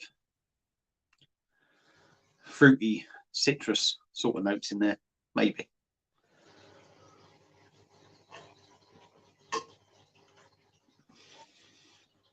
Yeah, it's pretty shocking, really. It's do you know what? I think I reviewed Argus. I was in Landidno as well. Pronounced it right, Landidno, the start of the year, and I think I reviewed the Argus or some French beer. No, beer to something. Excuse me, beer to something from Asda. Much better. This Saint Bertin or Bertan or whatever you want to call it feels like a high ABV beer that's just been watered down. It's got that, it's malty, syrupy, sweet, a little bit lemon, but it's pretty shit, to be honest. I mean, I don't want to be critical, but if you're not fussed on what sort of shit you drink, give it a go. Pop into Lidl's, £3.85 for 10 bottles. If you like to have a good beer, don't bother with it. It's fucking awful. It's a shock. That's not good. I got 8 more bottles now. Will I drink them? I'll tell you what, they're that bad. I don't know if I will. So yeah, let's just kind of finish this review off. Would I buy it again? No. Would I recommend it? Only if you like Carling and stuff like that. If you've had it before, any of you out there now have had this before, apart from Danny, because I've not seen your review, let me know what you think. That's it. So, an hour and 15 minutes in, Basil has talked. Baz has talked lots, and he's finally done a beer review for you. So yeah, give that one a miss, that's for sure. So let's catch up on the comments. That was shocking. That was, oh God. Quick, get the comments coming. Thank you very much, Mark. You horrible man. That's not very nice, is it? For me, Guinness in the UK is one of those beers you go in a pub venue only for choices. Yeah. Absolutely. I'll tell you what, Guinness, as bad as it is, in my opinion, I'm not, to me, it's not a great beer. But like you say, Matthew, when that's your choice, Guinness is something that you can actually get away with and drink over them. Exactly what I did in Stirling during lockdown, the hotel bar. The way everything is going up, Baz. The way everything is going up, Baz is on a budget. Baz showing us. Jesus Christ! I'll tell you what, Matthew. Do you know what? 10 of them for £3.85. I'd rather buy 1 can of beer for £3.85 and make that the only fucking beer I drink all week. Looks like 200% French piss. JB, I'll tell you what, mate. JB, I'm going to send you 2 bottles of this, right? I'm going to send you 2 bottles of that just out of spite. So, yeah, that's what I'm just replying to. If anyone's not seen, I'm going to send JB 2 bottles of that. Label looks shite. French lager brewed. Honestly, I do like that. I do like that label. I've got to be honest. I like that. Beer is still shit, though. You don't want to watch me. Really, the only cat food eating beer reviewer on the internet. Oh, he's a fucking star. More metallic than a rusty citron. He's a Adam McVeigh. Shit then. Yeah, it's not the best beer, to be honest, mate. It's do you know what? It's not it's not one I'd rush back to. It's not one I'd rush back to. I've just moved a load of comments. Jesus Christ, how many comments come up? Didn't realise I was so popular. Thank you all. You're all wonderful people. Been in the Magic Dragon tap room, Baz. Had some cracking beers. You have to come and join me there one day. Yes. Whereabouts is it? Magic Dragon, actually. I know it's local. I've had a couple of their beers in a bottle from Stan's. I got to admit, I did find them a little bit bland, shall we say. But saying that, I've also reviewed Stonehouse Brewery traditional beers, and I found them bland in a bottle. But when I went to the tap room and had testers and everything, well, not testers, but like third half pints of I've done a brewery tour. We had like tasters, half pints, and they were totally different beers out the tap. So I'm guessing Magic Dragon again out the tap will be a totally different experience. And that's the funny thing, isn't it? It's a funny thing because people say about the price of the kegs and everything. It's a totally different drinking experience having it out of a keg or on tap. So yes, Mark. Yeah, if you want, Mark, I'll send you 2 bottles as well, because that'll only leave me 4 bottles to get rid of. You got 9 more of them? No, mate. No, I haven't, John. 10 of these there was, so I've had 2. You're having 2. I can send Mark the Pondering Man 2, just to get rid of the fuckers. And there'll only be 4 left. Maybe try and dump them on me missus, because I'm a nice bloke like that. Right, Matthew Barker, here's a challenge for JB and Baz. I want to see a review of an old. Do you know what? Unbelievable. Actually, you saying Stone's bitter. I remember that years ago. And I was in Mould yesterday. Like I said, I picked up these Harvard Brewing beers. And funny enough, I nearly picked Stones up. They had it in a 4-pack in there in the fridge, and I nearly picked a 4-pack up. I've not seen it for a long time. They also had Banks's Mould in there, which is something I don't see very regular where I am. Not that Mould's a million miles away, but yeah, I was quite surprised just to see that sitting in there. But yeah, I'm happy to do a Stones one. Incidentally, you're on, yeah, I'm up with that. Straight from an 80s Brews cruise to Cali. Oh dear. Did a few of the back in the day. £1 Sun ticket. Yeah, they're about 15, 20 quid now, aren't they? The Sun ticket's got to be. Beer reviewing inspiration. Never seen you do stumpies. No, come on, JB. Just remember, JB, though, if you do the old stubbies, you've got to end up drinking 10 of them, haven't you? Maybe you can buy some, I'll buy some, somebody else buy some, we'll do a swap. Pardon me. God, that's hideous, so that is. Oh, God. EastEnders in Calais beer where. No, I don't actually, no. Matthew Barker. If I have beer and really can't drink it, Baz, because it's so bad, I just can't pour it away. So I end up making stews with it. Jeez. I wouldn't want to ruin me stew for that, I tell you. I really would. That's pretty shocking. When are you going to do the Guinness Gaunt? It's Danny is asking when I'm gonna do the Guinness Gauntlet challenge. Get your words out, Baz. When you challenge me, Danny, you said you was going to do a challenge. I was expecting you to put it up on YouTube. I was quite happy when you said you were going to retire because I thought, well, at least I won't have to do that fucking thing. But it looks like. Oh, really? Really? Did you like that? Oh my God! I thought that was. Oh no.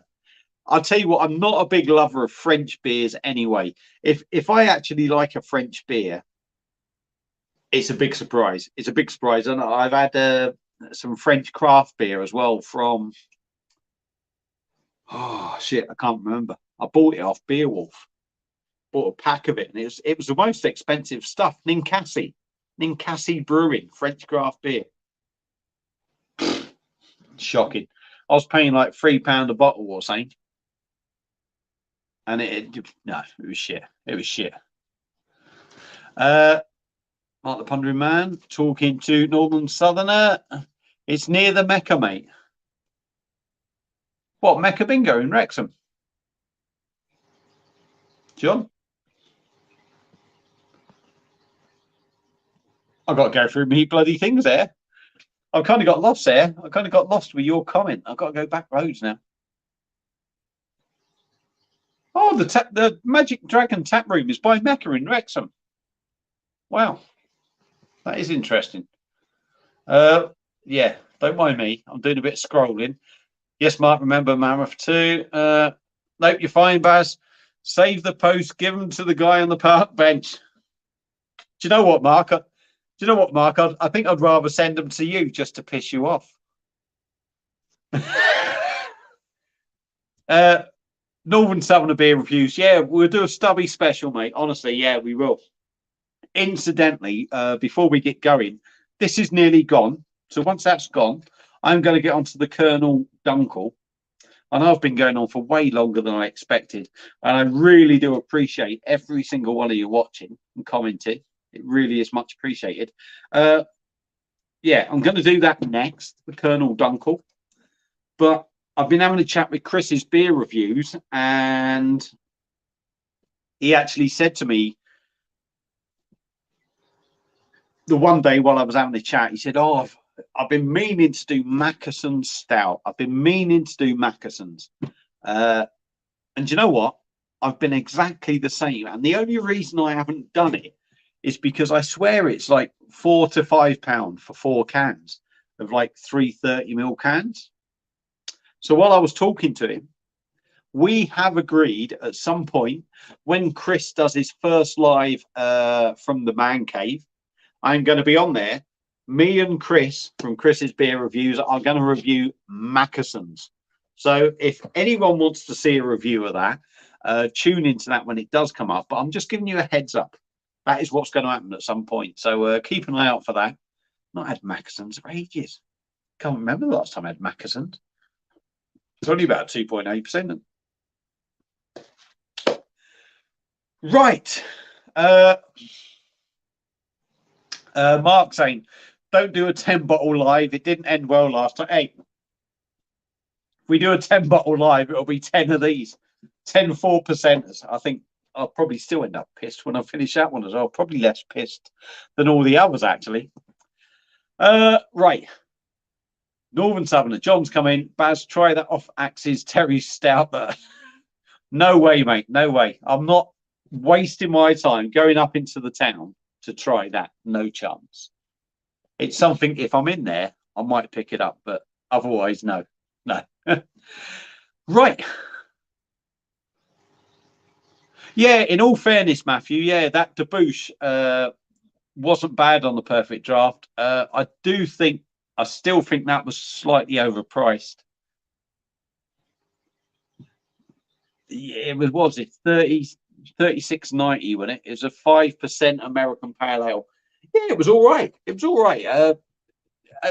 Yeah, I can't say it was bad beer, but generally, I'm saying I'm not every French beer I've had has been terrible. Don't get me wrong, but I think a lot of French beers have this same sort of taste, flavour, same thing about them. A lot of them do for me. And if it's got that thing in there that I don't like, I'm never going to like them. But no, the debouche on PD wasn't that bad actually. It was a nice drinkable number, and I actually got through it pretty quick, to be honest. Still got 16 watching. Much appreciated, by the way, everyone watching.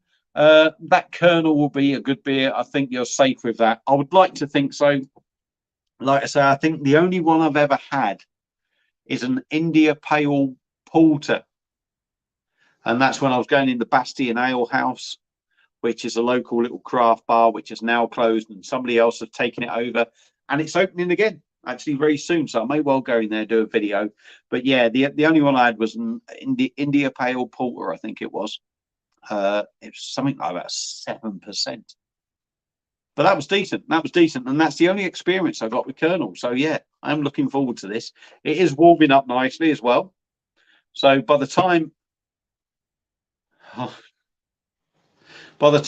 finish this, I'll tell you what, that's why I done it, to be honest. Yeah, I was on the life and death. I thought I'll go light again, because I didn't really expect much from that. But what I didn't want to do was have this dunkle that I'm fully expecting to have plenty of flavour, and then go back to that. I mean, as it happens, it was probably a wise choice because that lager's not great. So, I mean, the dunkle would have just killed it, wouldn't it, to be honest. Northern Southerner, JB's come in. Kernel is a fantastic brewery. Like I say, I've only had one from them. Hopefully this is going to be a really good second. Mackeson's is great. Again, years and years and years and years and years ago. I mean, this was, I think, when I had a couple of them. Like it was only because my mum had bought them. God rest her soul, she's not here now. But yeah, I think that was the only time I tried them, really. But it's interesting to go back to old beers that certainly now, because I do like to review things and think about beer maybe a little bit more. It'll be interesting to see what it's like. But you know, there's a beer out there called Man's Brown Ale. A lot of people don't like that. I actually enjoyed that. I thought that was quite nice. Matthew, oh my nana, love the odd can. Yes, see, we're all old, mate. We're all old. Yes, mate. Oh, Tesco's Wrexham. Okay, yeah. Yeah, I agree. Decent price, but decent but overpriced. But yeah. Mackeson's was Nice drink back in the 80s when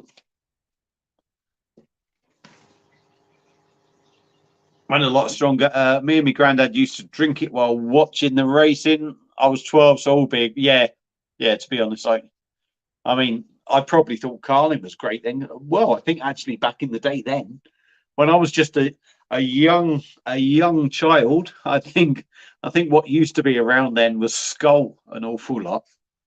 Yeah, I'm certain I've drunk a few Skull in my time, but my God, I'm certain it must have been better than when I fucking reviewed it because that was awful. Awful. Anyway, Matthew Barker, another old school beer which my nana liked was the odd can of gold medal barley wine. Yeah, funny enough, when I picked up I went to Bargain Booze or Booze Busters. They had the old gold label barley wine there. It's nice to have something really old school every now and then, Baz. Yeah, it is. Yeah, I mean, like I said, I managed to find the Banks is mild. I like a mild. I really do. I know they're not strong, but they tend to be flavoursome, don't they? Or that's the idea of them. And when I saw the Banks is mild in home bargains in my local town, I was chuffed to bits. I really wanted to get hold of it. It was only in a 4-pack, £3.79, but I sent a couple of them off and I drank the rest. But yeah, it's good to try them. It just gives you, just goes to show there's better beers than just craft stuff all the time. Man's brown ale was good for cooking with. I like a man's brown, and I've done me brown and mild actually with that because that's what I used to drink. Going back to sort of mid to late 90s. Pardon me. Yeah, that's what I used to drink. Went into a pub. The bloke who got me into the darts team, got me into the football team.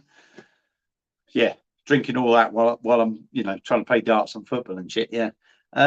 He got me into that. And it was really nice. And it was always good because they would put the mild in your glass. And you always got over half a pint. You always got over half a pint in mild. And then you'd have like this big glass. So you'd always end up with about a pint and a quarter. And it was value as well. Can't remember how much it was, but it was fucking dirt cheap. I swear it was. On to Mark the Pondering Man. Skull, Kestrel, Hoffmeister, drank all those by the time I was 14. Sneaky cans on the way back from Scouts. Yeah, I'll tell you what, Mark, actually, the Hoffmeister's really good. The Hoffmeister's really good. I really enjoy that now. Add it in that machine over there. All right, yeah, there we are. That one. I've got the 5-litre mini keg. Hoffmeister, fantastic. Beer Fan TV, how are you, pal? Thank you for tuning in. Are you, pal? He's put, I should say. Can you still get Breaker lager? Breaker. I don't know. Never heard of it, mate. I'm not sure if I've heard of it, actually. I'm certain I have. Craig H has come in. Evening, Baz. Thank you, Craig. And we've caught up with the comments. So I'm going to have to do that other thing that I've done before. Need to go and siphon the... I need to go and see the vicar over there, shall we say. And then once I finish this, that is, of course. And then when I do that and I come back, we will be cracking on with this. Mix it up with the Frosty Jacks.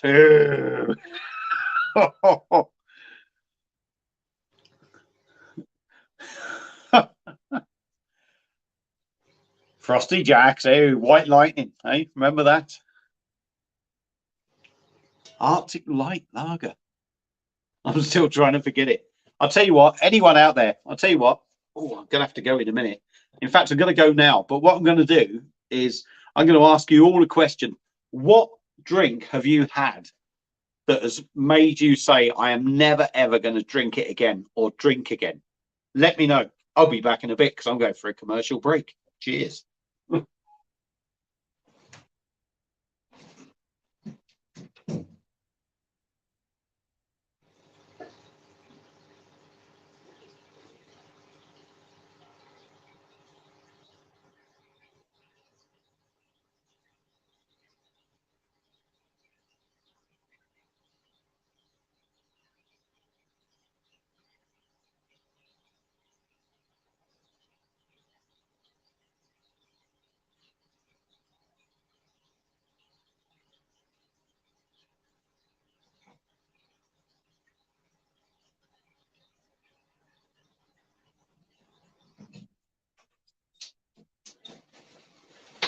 I'm back. Commercial break is over. Right. Let's have a look at your comment. Diamond white. My God, that was a shocker. Diamond blush. What's a diamond blush, John? I'm guessing that is maybe diamond white with blackcurrant. I'm guessing. Beer Fan TV. White lightning mixed with special brew. Fucking hell. Oh. White lightning and special brew. What are you trying to do? Commit suicide or something? Fucking Jesus. MD 2020, any flavours? I never drunk that. I know a few people that used to drink it.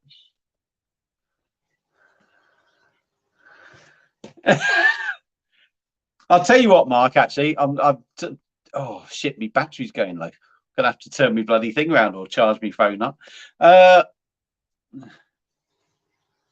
I'll be honest, Mark. I'll be honest with you, mate. I actually thought Stella Unfiltered was quite nice. I actually think it's better than the normal Stella. I've only had it from the Perfect Draft Pro.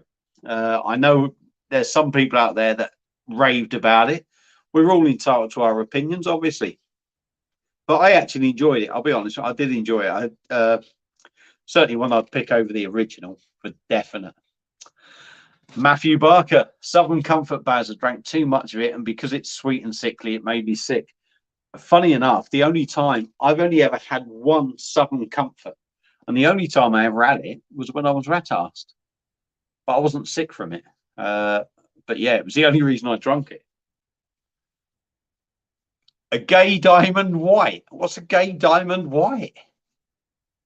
He ain't giving much away, is he? Mulled wine doesn't mix too well after a few beers. I'll tell you what, I've painted the bathroom upstairs many funny colours. I'm a lot better now, but once I got to know the father-in-law, who is very much into German beers and lots of beer and port and wine, I've decorated that bathroom many a time, and it's never Hurleyman's. Beer Fan TV. He liked this. Yeah, I did as well. Again, it's. I prefer it over the Stella now, the original Stella, and I would order it again. But each to their own. Each to their own. Yeah, Matthew Barker has liked it. Now, Beer Fan TV. Just quickly, sub to Beer Fan TV. He's an Arsenal fan. That's not his fault, but he's a good lad, and he does a lot of Perfect Draft stuff. So yeah, give him a sub, or go and have a watch of some of his videos, and you do what you like after that. Matthew Barker, yeah, Unfiltered on the Perfect Draft was really nice. So I thought way better than, yeah. I've not had the bottle, so I can't comment. I'm guessing Mark's had it out of a bottle, and we all know, we all know that basically the PD is better on draft than it is a bottle. So I can't say anything there. Southern Comfort, another drink me and Grandad drank while watching the racing. It's no wonder you don't like bloody Stella Unfiltered drinking Southern Comfort, Mon. A fair chap you are. Star of Prom and Unfiltered like that. Never seen. I saw your review. I don't think I've seen Simo's, but I've never seen it about anywhere. Like you said, I think it was only booths. Beer Fan TV. There we go. Big laughing face. Will sub Beer Fan. There we go. We got some niceties going. Right. I'm down to a low battery.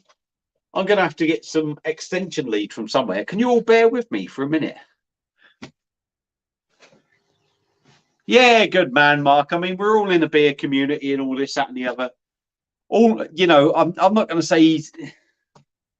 I was going to say something that might have sounded disrespectful. I'm not going to tell you, oh, he's the best beer reviewer in the world, this, that, and the other. All I'm saying is we have other beer reviewers and what have you on this stream that have joined in. Go and check them all out. At least go and have a look. If they're not your cup of tea, they're not your cup of tea. If they are, sub to them. Show them some love. And the same the other way around. Beer Fan TV. There'll be ones on here that you know and ones you don't know maybe. But check each other out. Show each other some support. Right. I'm going to have to leave you again for a second because my charging cable don't reach over there and I'm going to need it over there. So I'm going to have to get an extension lead. So if you can bear with me for 2 seconds, let me just get my keys. Got to find my keys now. think they're around there. Where are they? Bear with me. Bear with me. Already subbed to be a fan.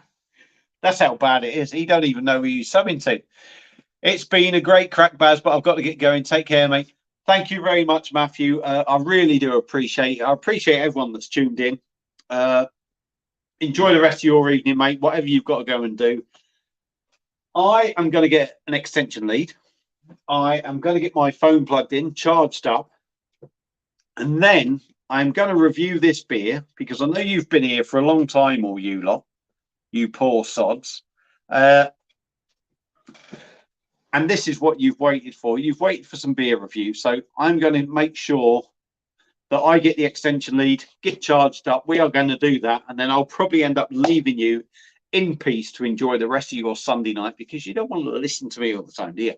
So, yeah. Right. Let's just quickly catch up again. 2 comments. That's not Terry's JB. That was on. Yeah. Shocking. Everyone is different in reviewing beers. It makes it great. Yeah, it does, mate. It does. There is no real wrong or right to a certain extent. I think 90% of reviews are personal taste. And then you've got 10%, I would say, of reviews that you think, what the fuck are you thinking about? What the fuck are you talking about? What the fuck are you tasting?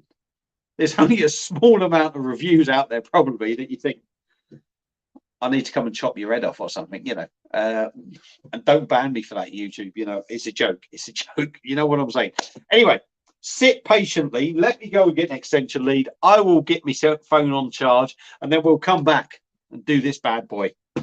See you in a tick.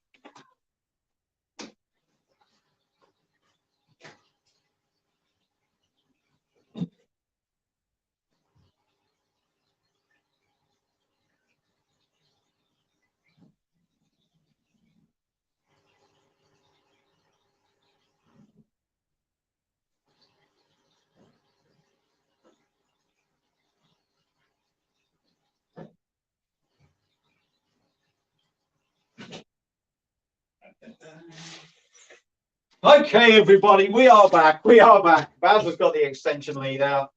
Baz doesn't want to die on you all. So, I do apologise. What a shit shambles of a fucking live, isn't it? I bet this is like comic relief, isn't it? Everyone's disappearing on me. I had 24 at one point. They've all got bored. Right. Here we go. Here we go. Here we go.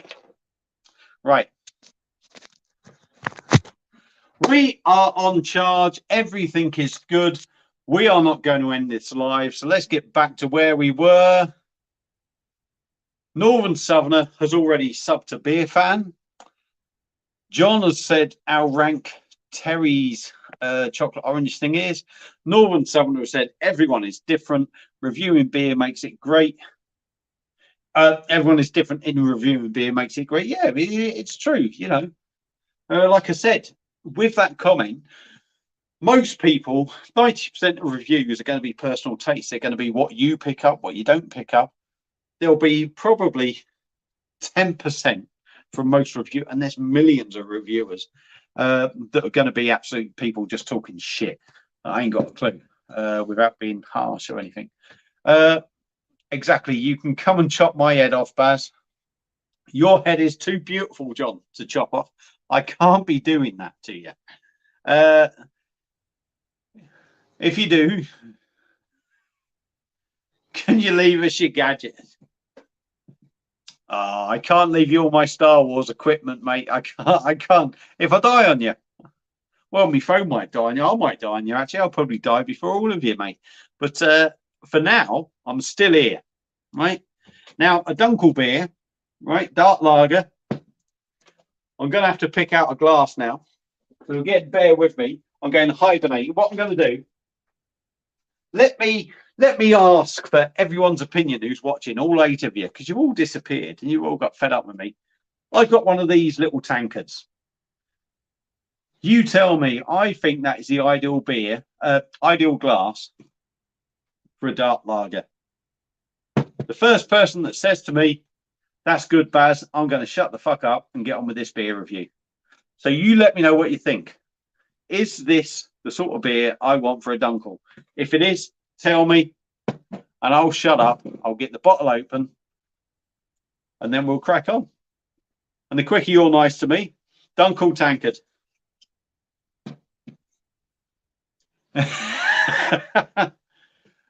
Mark wants my glass collection. I wouldn't give it to John because apparently he just keeps breaking them.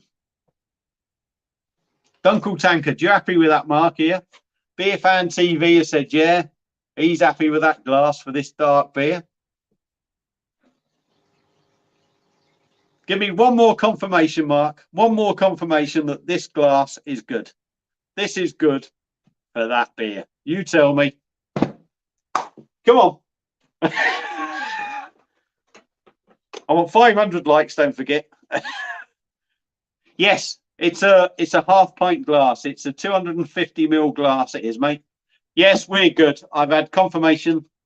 It's only a 350ml bottle. So, yeah.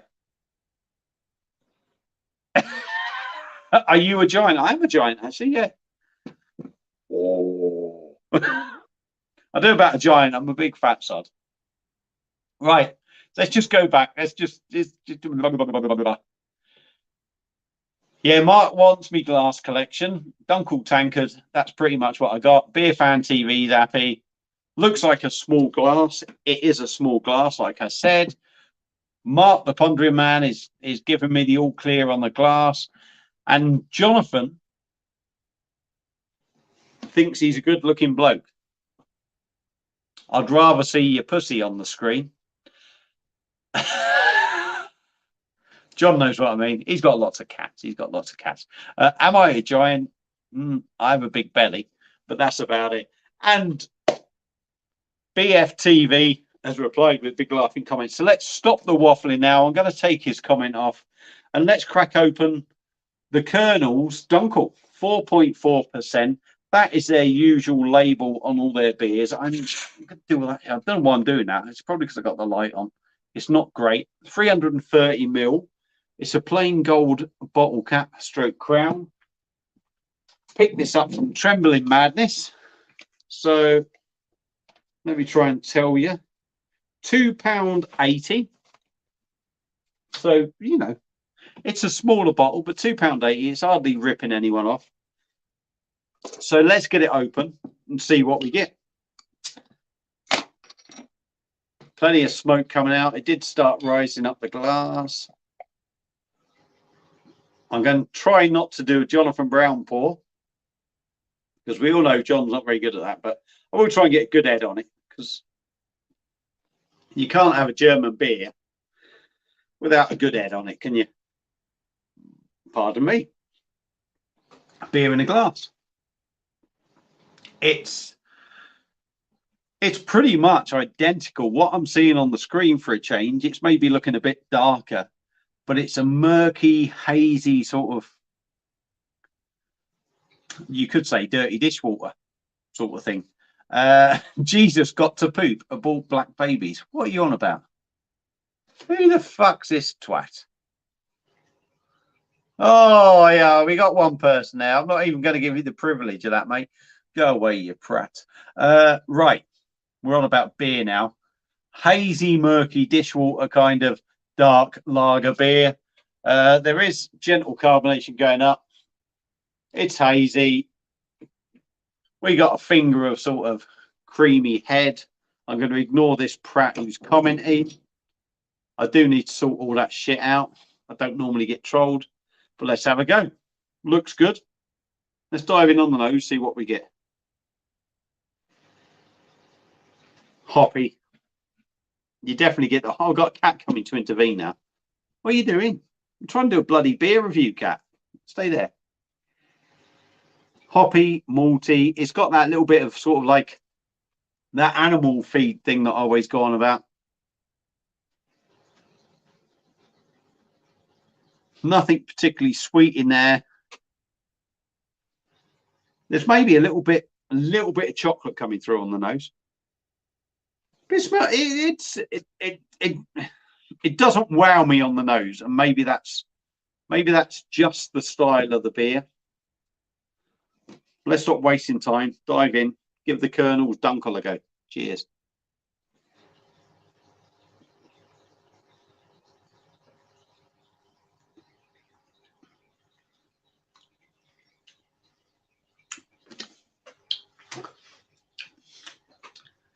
Let's come in again. No, you can go away, cat. I'll fetch you. Go to sleep. Go to sleep. Try to do a review, cat. You know what I mean?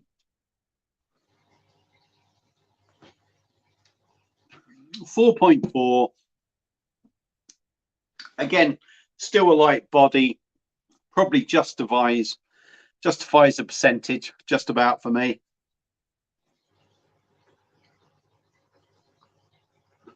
Small bubbles. Light carbonation.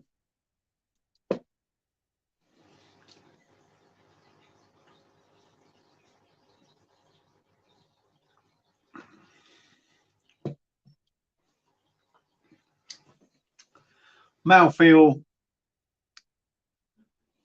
is average for me. I poured the rest in there. There's a creamy head on it, which does give it a better feel, but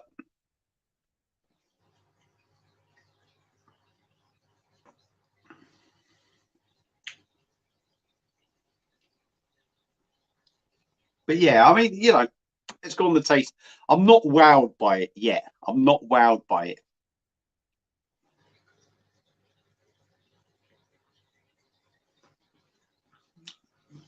Malty, hoppy.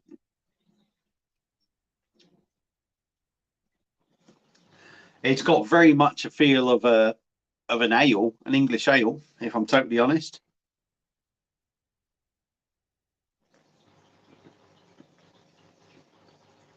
A little bit fruity. 4.4%. I'm going to say it drinks heavier than that. I was hoping for, now Mark's watching, I was hoping for maybe a tad more sweetness, a bit more maybe sort of chocolate feel maybe in the taste. It's more hop forward, and that's why it sort of gives me the impression of an ale, being a dark one. It's definitely got a big sort of ale feel to it.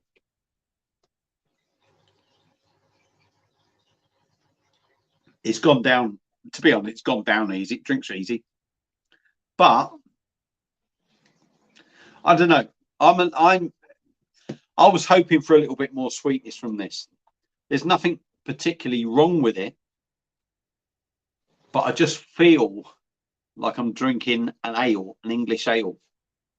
I'd like to have a bit more sort of chocolate, maybe sort of richness in there.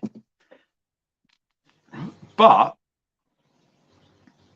it's all right. It's all right. Is it the best Dunkle I've had? I'll be honest. I've not had a shitload of Dunkles. It's not as good. For me, it's not as good as the Stonehouse Dunkle, which is local to me. Stonehouse Sidelines Dunkle. But it's all right. It's a little bit underwhelming. I was hoping maybe for a bit more. Maybe I don't know enough about Dunkles. I don't know, but I've had Francis Scanner Dunkle. That was all right. I don't think I'm not going to say I'm a massive Dunkle fan. That was decent, but didn't blow me away. This is maybe doing the same, but not as good as that. But the Stonehouse one was pretty decent, I think. It just had a bit more of a fuller flavour and a fuller body to it. But, you know, give it a go.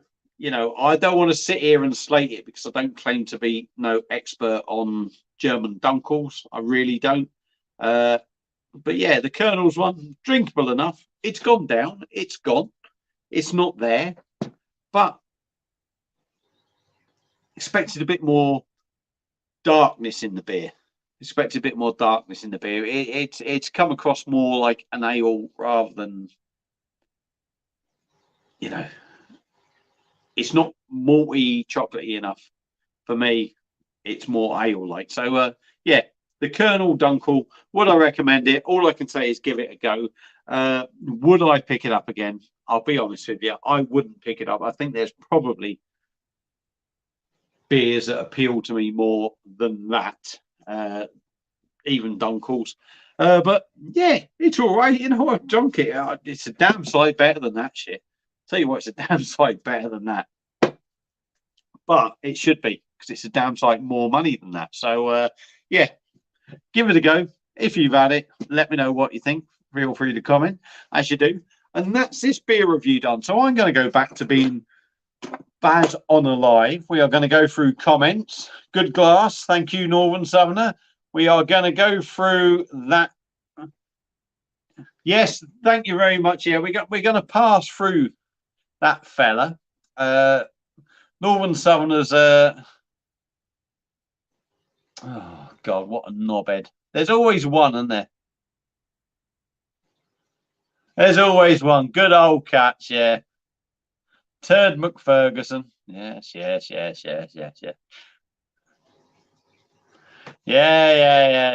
Nice beer. Yeah, I mean, yeah, I know. To be honest, Mark, I don't tend to get many, but then again, I don't do many lives. But what are they going to get? They ain't going to get responded by me. Fuck them. I will mod for you, mate, in future lives. To be honest, mate, I don't know how to set it all up. I really don't. I'm a bit of a novice and what have you. Yes, a Dunkel shouldn't have too much hoppy feel to it. For me, Mark, this, I mean, a Dunkel, for me, what I'm getting here, this has got the hoppiness of a black IPA, but not enough sweetness to it or richness to it. So yeah, for me, a little bit disappointing. You know more than me on this, Mark. I would say I'm quite a novice on these sort of things, but I would like to have a bit more chocolate richness about it. Beer Fan TV, obviously you commented before I finished the video on this. I'm on my phone. I'm not on a laptop. I don't see every single comment go up. Would I get it again? No, I wouldn't get it again. I think there are better ones. Dunkel Dark Lager, nice hint of roastness. Not enough roastness in this for me, JB. It's too hoppy for me. It's too hoppy for me, really. Not that it's too hoppy for a beer, but I just think for this style, it is too hoppy. Should be malty, not too sweet. I would like to have a bit more sweetness in this, Mark. To me, it's overtaken by the hops. It's almost, as we said, Matthew Barker said before, that craft breweries, traditional breweries, try doing craft and it doesn't quite work. The Kernel are a craft brewery, almost trying to do an old school traditional German beer, and for me, it hasn't quite worked for me in this on this occasion. JB, not a massive Dunkel fan either. Kernel should stick to IPA stout at some point. They're good then. Yeah. I mean, you know, I mean, you can't knock these breweries for trying them, but like I said, this for me is more black IPA than it is Dunkel, personally. But you know, I've drunk it. It was £2.80. The damage is done now. What can I do about it?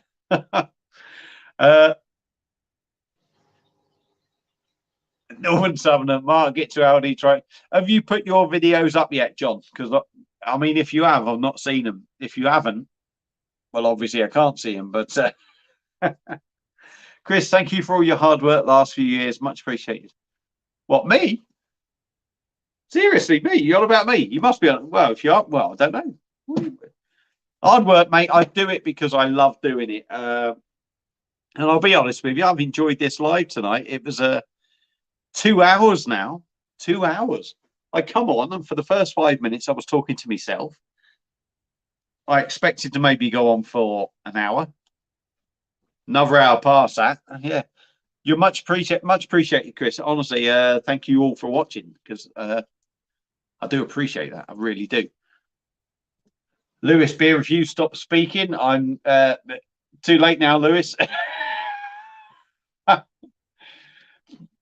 Baz, try Guinness Drambuie. It's called depth chart. No, I'll tell you what. You know, when I said that thing about the beer that made you never want to drink again, Drambuie was one of mine. I got absolutely. I used to have a few mates that come round and around my house on a Sunday. And what it used to be, we go back a few years, right? They come around about 7 o'clock. Pardon me. And we'd have a session on the Super Nintendo. So it'd either be Street Fighter, it'd be Mario Kart, something like that. 4 or 5 beers before we went out, or as one of my mates used to do, God bless him, he's not with us anymore. He'd have a bottle of wine. Then we'd go up the pub we'd go at about 8:30, I think, 9 o'clock. Then we'd go to the pub for 2 hours and drink a few, as you do. And then the one day he bought a bottle of Drambuie. So once we'd all got back from the pub, we drunk this bottle of Drambuie, the whole bottle, and we were lighting them and then just drinking them. Yeah, I was sick as a dog. I felt rough as fuck. And for years and years and years, I mean, this is going back a long time. It's when I was living at home. I couldn't even think of Drambuie without feeling sick as a pig. So I've got enough message there to review. Are you, Trev? Thank you, mate. Thanks for tuning in.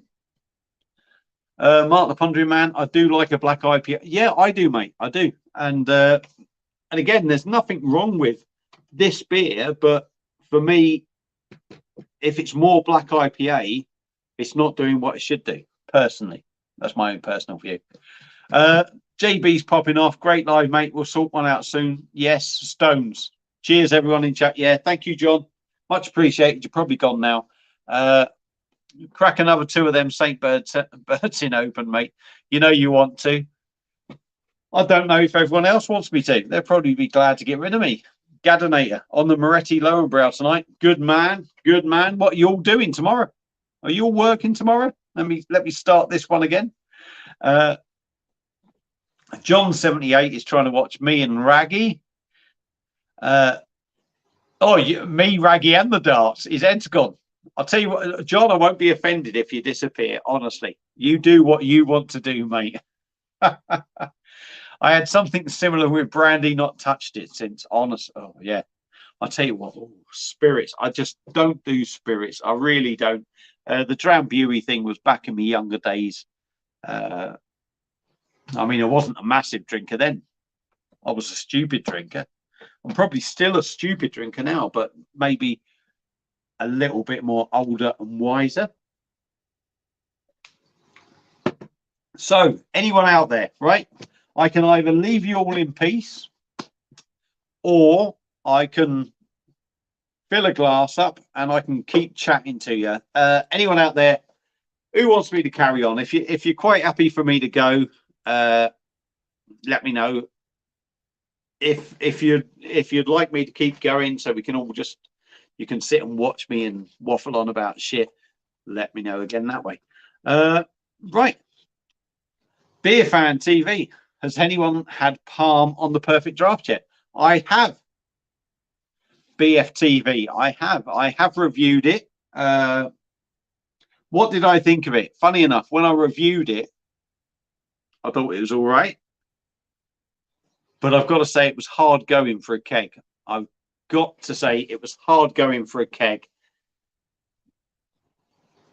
Different views on it. There are a few videos out there. It's not the best Perfect Draft keg, if I'm totally honest. But it was all right. I mean, you could drink it, can you? You can drink it. You can drink most things, can you? Apart from them fucking stubbies.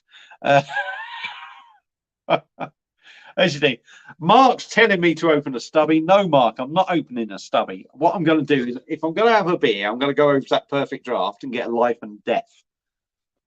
I'm not going to punish myself. Fill a glass. I am going to do it. I'm going to fill a glass. Thank you very much. Oh, remember the days when everybody saw. Oh, I know, yeah. And that's true. That is very true. I mean, what are people's memories of beers? I mean, Danny's just brought this up. A 5% beer, and I'm going back 15 years.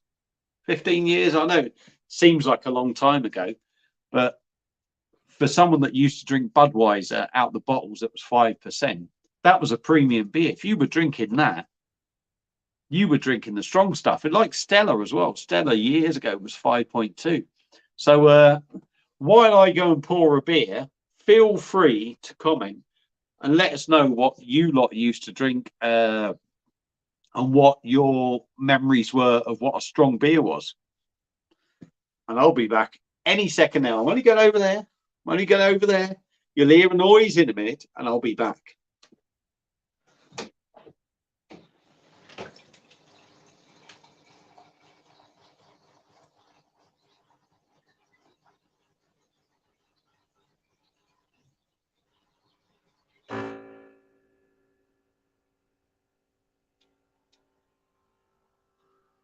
There we go. Buzzer's back. The noise is in the background, as you do. We have another glass of life and death. So I'm going to keep chatting to you because you all seem to be enjoying it, which is kind of rude. I don't know. Not rude, kind of odd. I was reading his comment. It's kind of odd. You seem to be enjoying my company tonight. Chris, day off tomorrow for the Queen. Be rude not to be rude to that. Absolutely not to have one. I think you mean, Chris. Yeah. I don't want to get on to the Queen thing too much because I know everyone's going to have different opinions. I will say something though, and I don't want anyone to be chucking arsey comments. But at the end of the day, that woman represented this country for 70 years. And we all know that England or Britain, you know, isn't the most popular piece of land in this world. I think without her, Great Britain would be a lot less popular. I will be watching it. I'm taking the day off. I feel I want to watch it. I'm not a big royalist. I do think it's something we should do. I wouldn't hold it against anyone who doesn't, but I will be sitting there watching it. I've got to go and do a little bit of work for the mother-in-law tomorrow first. I'll get me bacon butty off her as well. But I will be sitting there come 11 o'clock, if not just before, to watch a funeral. So I'll tell you what, on this occasion, it's not something I normally do, but cheers to Queen Elizabeth II. Rest in peace.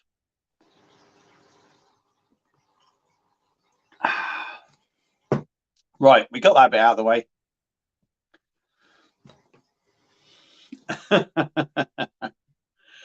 Oh dear.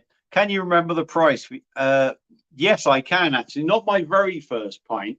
I moved up to where I am in 1987, and I was just finishing off my exams before I moved up here. So I was 15. But where I used to live in Tadworth, Burheath, if you like, there was a pub called the Surrey Yeoman. And I went there, and I think I had about 3 pints of cider, 3 pints of Strongbow, and I threw my guts up. I was living with my mate in his mum's house, and I threw my guts up. So I don't remember how much the beer was there. I don't know. But the first pint I remember buying, moving around to where I am now, Oswald Street in Shropshire, was 88p a pint. Wrexham Lager. And it was a shit pint, to be honest. It was shit. Wrexham Lager is actually quite good now. It's not too bad. But yeah, 88p a pint I used to pay. I can hear it's about five times as much now. Abbottale and London Pride were both 5%. Yes, I'll tell you what, Mark. If we go back to year 2000. Abertale, I used to love Abertale, 5.2%. I remember it being. London Pride, I think, was maybe 5%. And as far as I know, I think it still is. I think London Pride is still. But both beers that I used to enjoy. Both beers I used to enjoy, to be honest. First strong beer, Carlin. I thought it was strong. Just I'll tell you what, Carlin was probably strong compared to fucking Skull that I used to have. Sid Cannon, 62p. Pint of mild in 84. How old are you, Sid? How old are you? I'm going to guess you would have been 16-ish. So are you born in 68, 32, 54 maybe, Sid? Are you? If you want to tell us. Doesn't matter, does it? I'm old. I'm 51, 52 next year. Who cares? TARDIS, anyone? Yeah, that bit, yeah. Beer fan, yeah. The Queen, rest in peace, honestly, yeah. It's a big thing for this country, I think. Life's not quite gonna be the same. It's never going to affect us, really, but it's never quite going to be the same because that's what we've grown up with. And yeah, I'll drink to her. Sorry. Mark the Pundry Man, 98p, and lime in 1987. And Sid has said he's 54. Good man. Good man, Sid. I was guessing at your age there. So what you're drinking now? I'm back on the life and death. I've finished the beer reviews. And quite frankly, they've been, I reviewed that, which I wouldn't say disappointed me. It was probably what I expected. But in all honesty, a little bit disappointed with the Kernel one. But hey ho, it is what it is. And you've all watched, and I do appreciate it. Right. We got some more coming through. More comments. John 78, like I said earlier, probably about an hour and a half ago.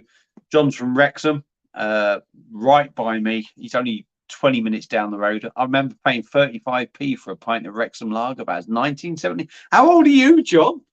I'm interested. I'm going to be guessing the ages now. I'm kind of thinking you were probably about 16 when you had your first pint. So I'm guessing 63, 37, 59. 59, John, I don't know. I'm not trying to insult anyone. I don't care really with age. So if I insult anyone, don't say it. And if you don't want to say, don't say. I'm not going to force any fucker. BFTV, Castlemaine 4X. Oh, God. Castlemaine 4, yeah. That was a massive one. Do you remember Labatt's? Who remembers Labatt's? Labatt's lager. You got to be a Mountie to drink it. Fucking Mountie. Okay, now mountain goat more like. Dave's in. Slurpy Dave. How are you, Dave, mate? How are you, pal? Did you have a good holiday? Are you back doing some more?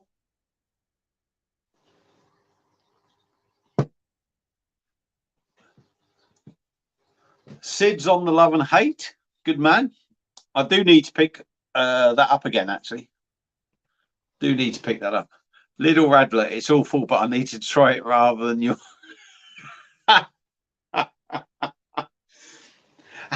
Right here, Mark. Right, honestly, genuinely now, right?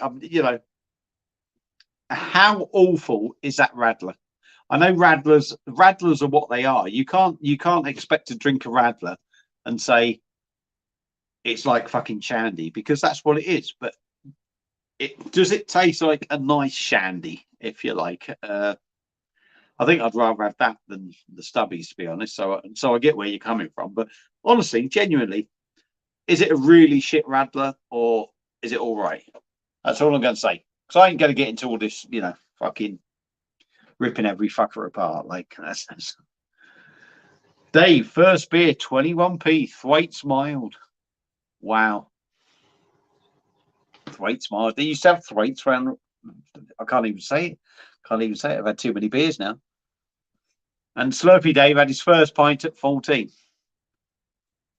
Is that 2 o'clock or age 14?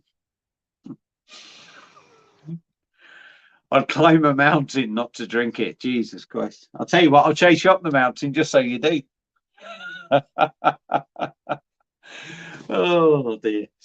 Slurpy Dave's drinking Joseph Holt's. I don't know how to say that's 666. I get a few emails actually from Joseph Holt. 16 badge, yeah. Slurpy saying hello to John. Excuse my hand in front of the camera. I do apologise. You know me, I don't use a laptop and all fancy cams. I'll do all this shit on a phone. Maybe you don't like it. It's tough shit, really. It's like an English lager shandy from the 80s. I was right then. It's still better than that. 21p wins. I'll tell you what, Jesus, you can't even go for a p in your town for 20p now. Do you remember when they used to say spend a penny? Jesus, those were the days, weren't they? Gadanator on the Moretti and Lowbrow. He did tell me before, unless I've scrolled way up.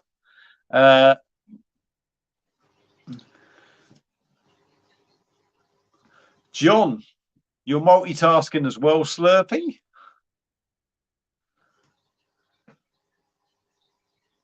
Some MP will say 50p a pint yesterday now as a commentary. I used to play cricket at 14 with the adults. The team used to. Yeah, I'll tell you what, we've lost that thing, haven't we? The innocence has gone from the past, and now there's probably going to be some younger ones on here that go, "Oh, you old fart!" But the innocence has gone, and it. Do you remember? You know, a lot of you out there will remember going in the pub with your granddad or your dad, sitting in the corner, having a slurp of their beer. Excuse me. A bag of crisps, pickled onion, all that lot. I think pubs have lost that charm now, but I suppose life moves on, doesn't it? I mean, it's just how life goes, isn't it? And that's a good thing. I think that's a good thing with life, that we all have memories, you know, as much as some of the older people will say, and like anyone, when you're young, things are different. When you get older, you have memories of the old times. But I think when you get older, it brings back memories that are generally good memories. I don't think life ever evolves necessarily for the better. So I think you appreciate your younger years when you're older. And, you know, as much as some of us older ones out there might not appreciate life now, we appreciate what we had, and the younger ones will hopefully appreciate, you know, what they have now. Really, I don't know.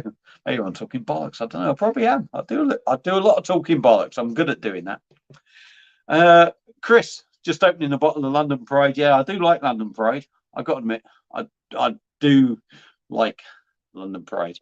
The Bats was brewed by the Fox Brewery. I think you mean, John. I'm sure you know what you meant. I'm not gonna criticize you, but yeah, Christ.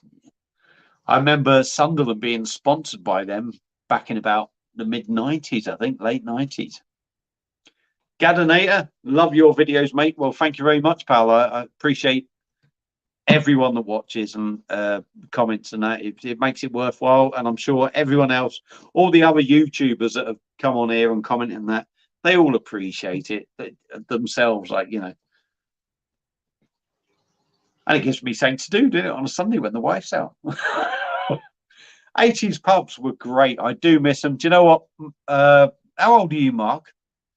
You're about the same age, or if not a little bit older, are you? I think than me. I'm 51. So you probably had a few more years. Well, I'm guessing. I'm not trying to be rude. I'm thinking if you're 3 or 4 years older than me, you've had them earlier years of the 80s. But I love the 80s. I'm an 80s person, and yeah, would have been nice to be around maybe a few years earlier rather than the times I was. But you know, I've had good times. I've had good times. Can't complain, can I? Sid Cannon. My dad took me for a game of snooker when I was about 12. I had a swig of his beer.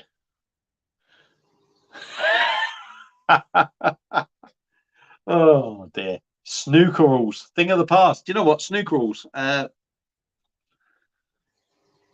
started going to a snooker hall just before I moved up here when I was 15. Had a couple of games.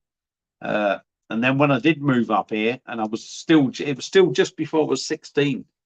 You had to be 18 to go in this snooker hall where I live, and they had 10 or 12 tables there. I'd spend hours there playing snooker. That's actually how I met my first sort of mate from round here, and I'm still friends with him. Still friends with his mum. I used to see his dad in the pub. His dad used to drink in the pub that I used to play darts for a lot.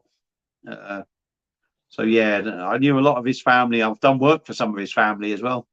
A little bit more sort of not distant, massive distant family, but yeah, it's good memories. Good memories. It does bring it back to you. I'm starting to sound like an old fart now, aren't I? But you know, right. Let's get on to more comments. More comments. The old style pub is gone and replaced. Yeah, absolutely. I can't stand it. We've lost that. You know, I know everyone says, "Oh, it's a nice pub and it's nice and it's this, that, and the other." Do you know, I miss that grotty old pub. You know, not massively grotty and dirty and all that, but I miss the old school pub, the brass rubbings, a little bit of the sticky floor, not major. You know, the old school beers, the old characters that used to be. I miss dominoes. I miss seeing a pool table. I miss seeing darts being played. I miss all that. And pubs just aren't the same now. It's a shame. It's a shame. And it's something that only older generation people, if you like, really, really appreciate. I think it's a shame. Mark the Pondering Man, 52. You started way before me, you cheeky little bugger. You are. Hey, 52. Slurpy Dave. Nice one, Sid. I've just been watching your stream, wondering why my messages weren't being read. I've literally just realised it was about 20 minutes. Yeah, I'm not ignoring you, Gadanator. I am very slow on this, and I'm on my phone and all that. So I don't, you know, I'm not ignoring you. I wouldn't ignore any fucker. I really wouldn't. Not unless I really hate you. And if I did, I'll tell you. I don't hate you, mate. I don't hate you. John 78. Yeah, Vox had family in Sunderland. Happy days, yeah. 38, born in the wrong generation.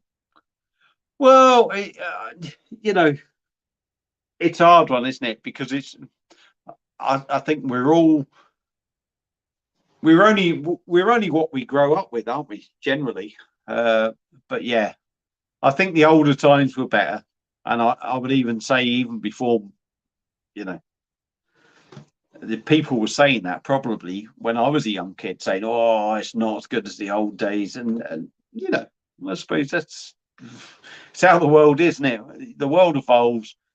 We get on with it. Some things we like, some things we don't, and that's it. But you know, here we go. We got a joke now from Slurpy Dave. I met a girl once who played snooker while balancing a pint on her head. She was called Beatrix Potter. Do you know what? If I didn't like Dave so much, I would have banned him from my channel. He's a fucking... Honestly, give Slurpy Dave. Honestly, Slurpy Dave, pubs, beer and jokes. Isla man, give that man a sub. He is a lovely bloke. He does a lot. He goes around the Isle of Man. He's been on holiday. He gives you a little bit of a history lesson into the Isle of Man. He's a lovely bloke as well. Most people on YouTube are decent.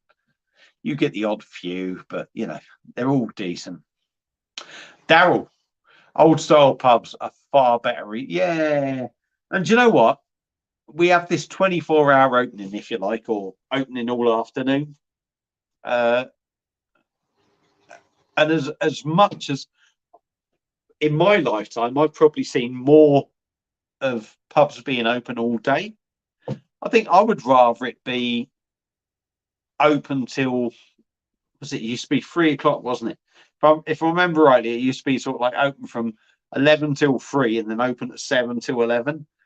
I think I would rather that. I just think that's it's a much, it makes you appreciate the pub more. I think yeah, I don't know, it just makes you appreciate it more. I guess, I suppose, with the football thing and everything how it is, pubs are open all the time, but yeah, I much appreciate the old school thing.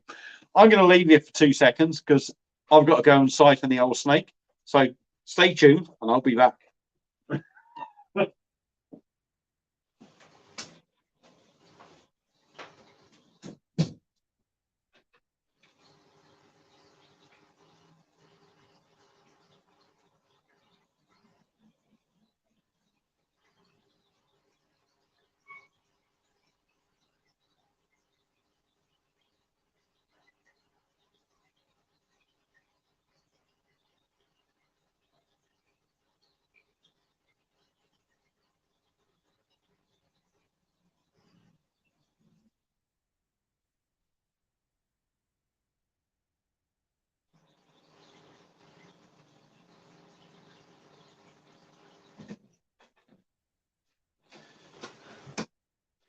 Right, we're back. We're back. I bet you lot are thinking, Jesus Christ, all he does is piss. That's all he ever does.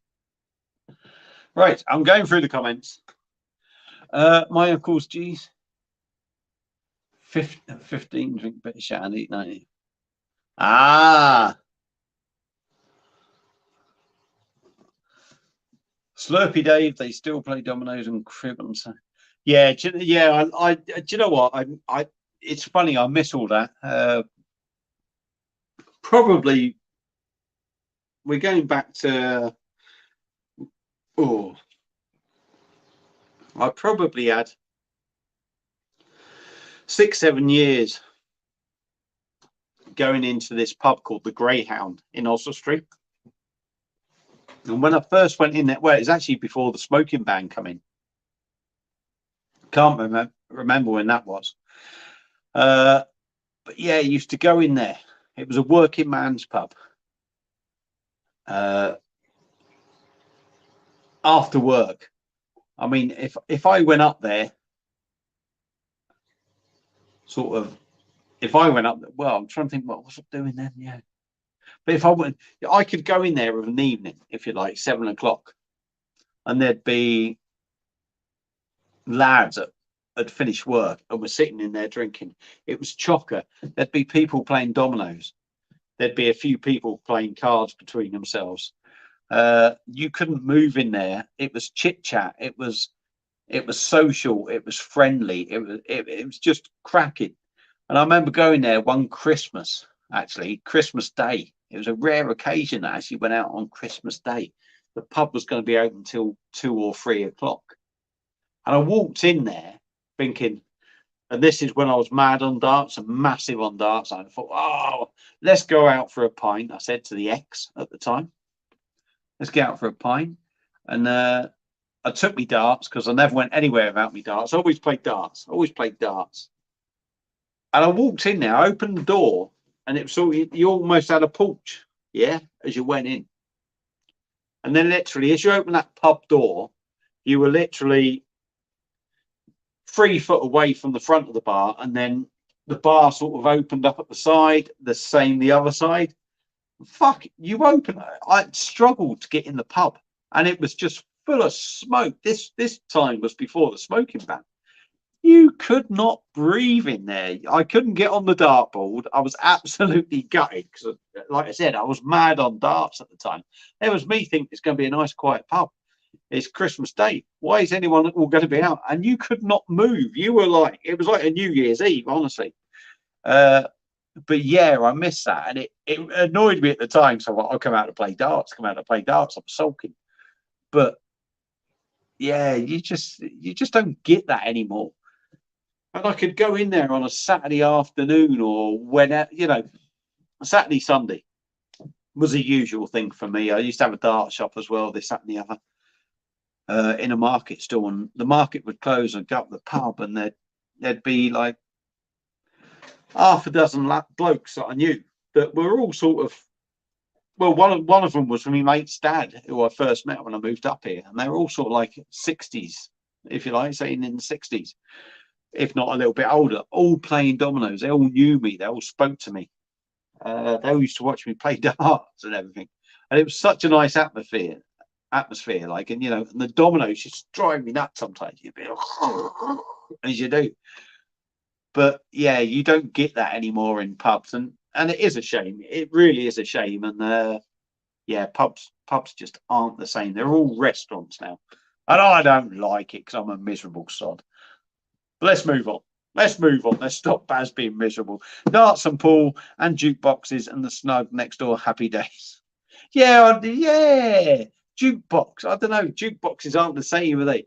I used to love going on the jukebox, and you're pressing that button, and the fucking thing's going flipping round. You what 100 songs or something on it. They're not quite the same these days, but I don't know.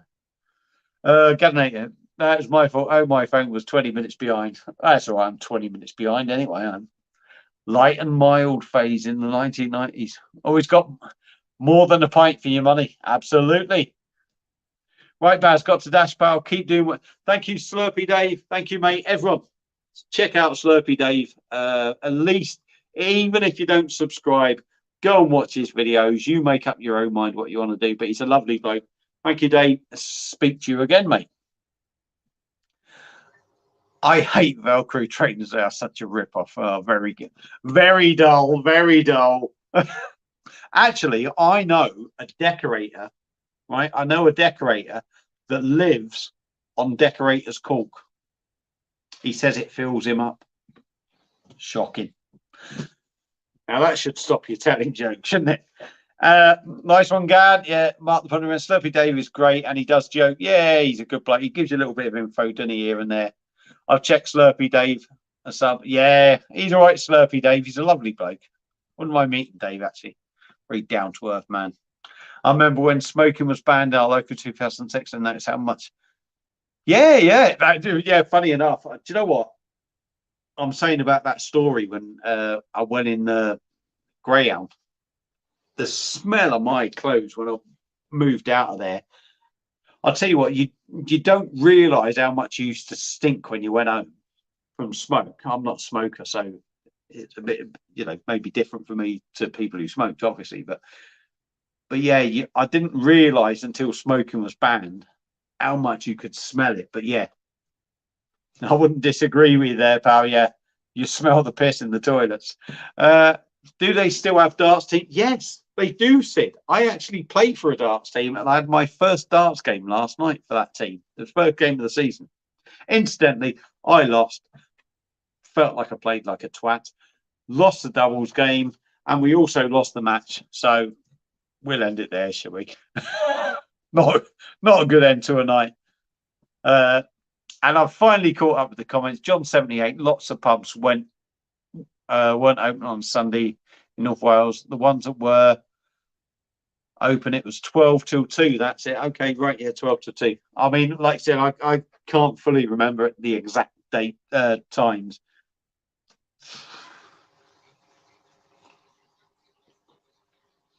But yeah, everyone seems to have caught up. What I'm going to do now is I'm going to thank you all, because I'm feeling a little bit, as daft as it seems, a little bit cream crackered. It's been a busy little stream. I've had lots of interaction, which is much appreciated. I hope you've enjoyed it. Maybe the beers weren't what I was hoping for, but that don't matter. So I'm going to leave you all now. I'm going to say a big thank you to every single one of you. Thank you for joining me. I hope I've entertained you a little bit. Enjoy the rest of your Sunday, and I will see you again soon on another beer review. Thank you very much. Much appreciated. Cheers.